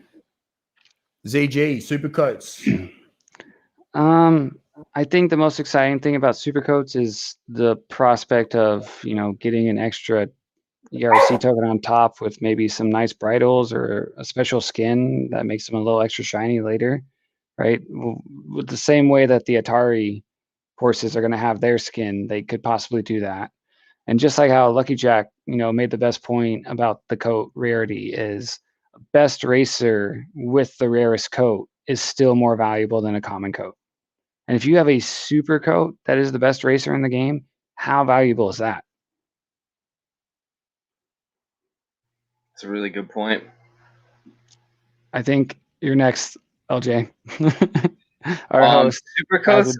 The people are sleeping on Supercoats, and I can't get into too much of the details because it's kind of like, it's simply very speculative, but it is founded in some good stuff in terms of supply because, there's certain Supercoats that can't even be created. For example, Misty Rose is a rare color in Mystic Pyramid, right?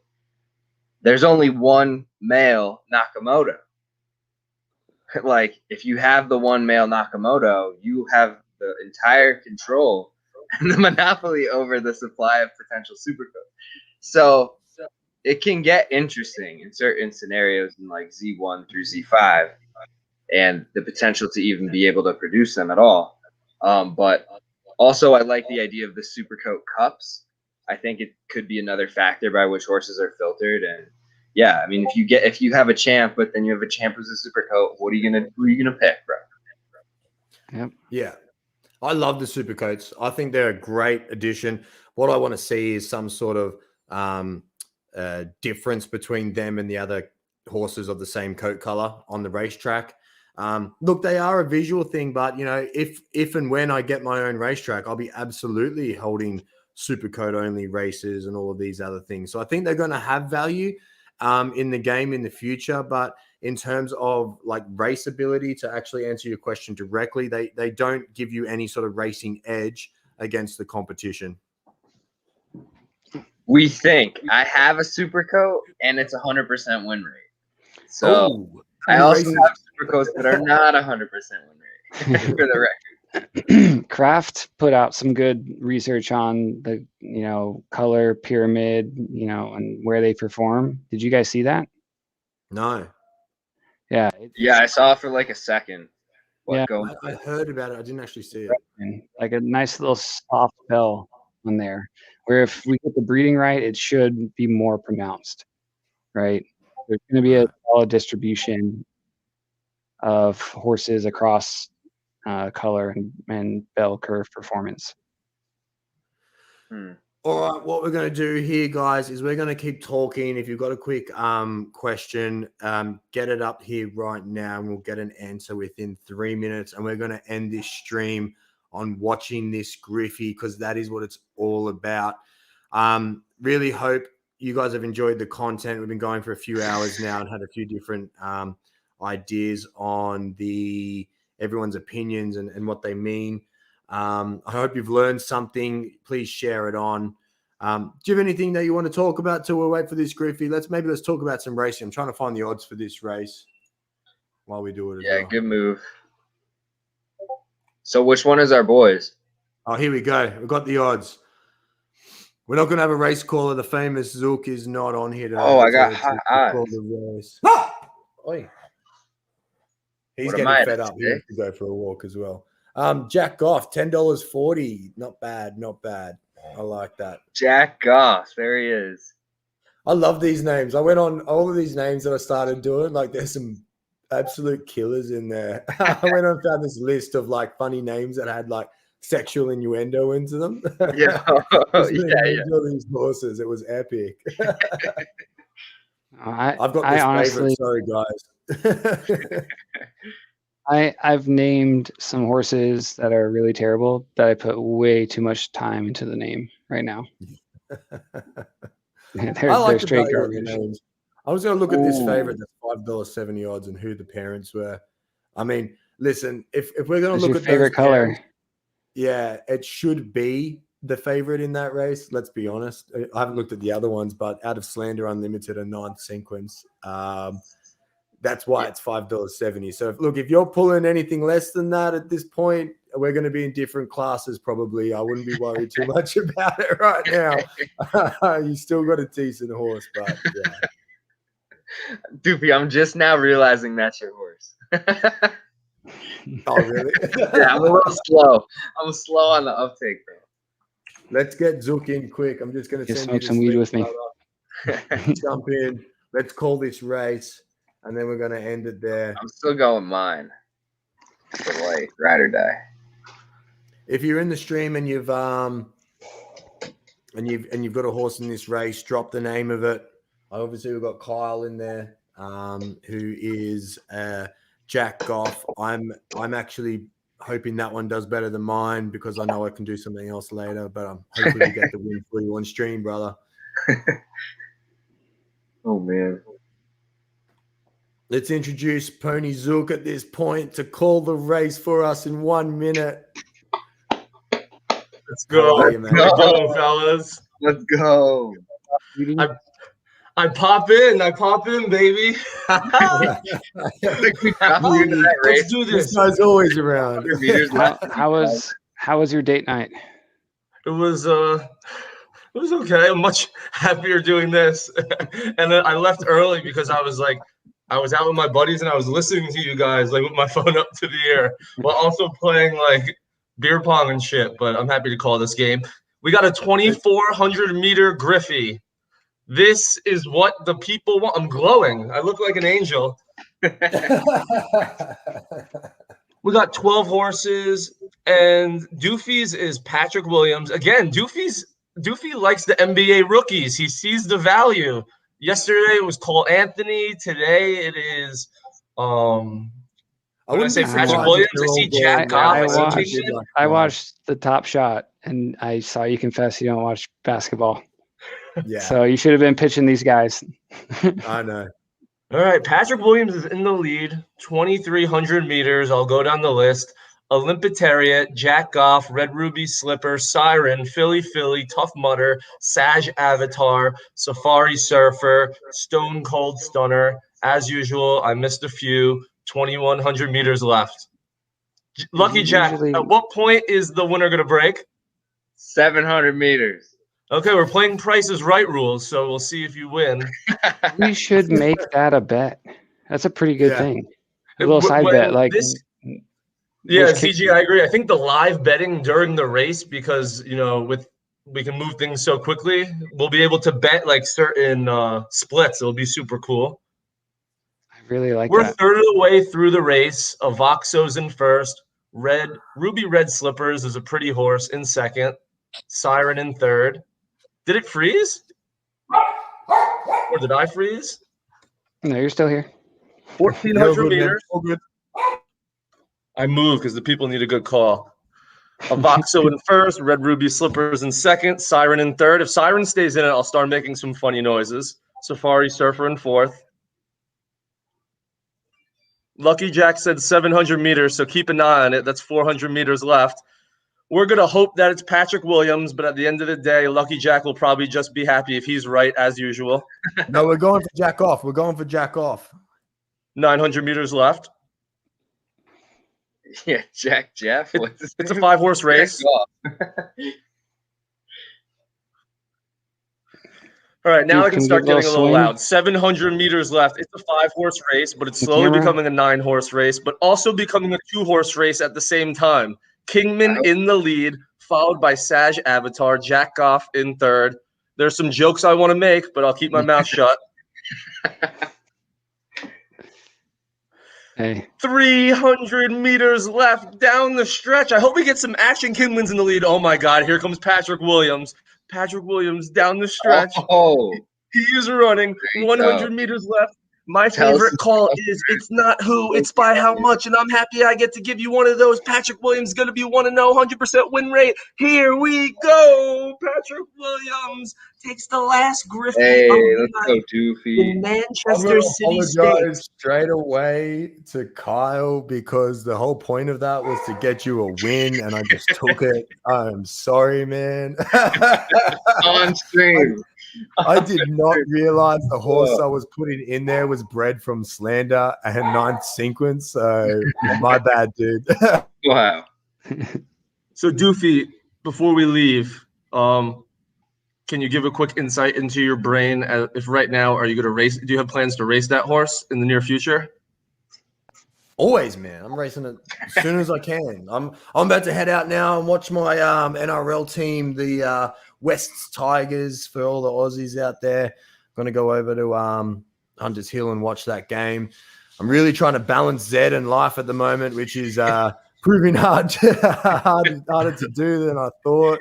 But I'm trying to find that perfect balance moving forward. So just trying to make the most of what I get enjoyment out watching sport as well. So cheers for dropping in, guys. Thanks that for having horse us. will be hitting the track. Anyone in the chat, thank you so much for coming in. Make sure you get over and give love to these guys as well. Zed Gazette, Twitter, webpage, Pony Zook and Lucky Jack. They are part of the Pony Club, Pony Plug. I had it right the first time. I'll drop that link in there on Twitch as well. Hope I got your questions answered. And if I didn't, make sure that you jump in and keep hounding me about them on these streams. I'll be doing them daily in some capacity on some sort of stream somewhere. I am very reachable in that sense, just not so much reachable in DMs at the moment. Or if I am, I'm about 2 or 3 days behind. So, and I just want to say to you three, as always, and I know Poseidon backed out. I feel comfortable speaking for the community when I say thank you guys. I know for Zed Gazette, I think, and I'm not sure exactly what time zone he's in, but I know Lucky Jack, this is a Saturday night, and I was following the stream all night, and you had eyes on it the entire 3 hours. You answered a ton of questions during a very tumultuous time in this game. And I know the community is super thrilled that you're willing to take the 3 hours to answer all their questions. So thank you guys as usual. Oh, yeah. No worries. All good. Let's end the stream. I'm going to drop those links in the chat in 2 seconds. I'm doing them as we do. Really appreciate it, guys. Speak to you guys soon. Have a great night. Love everybody.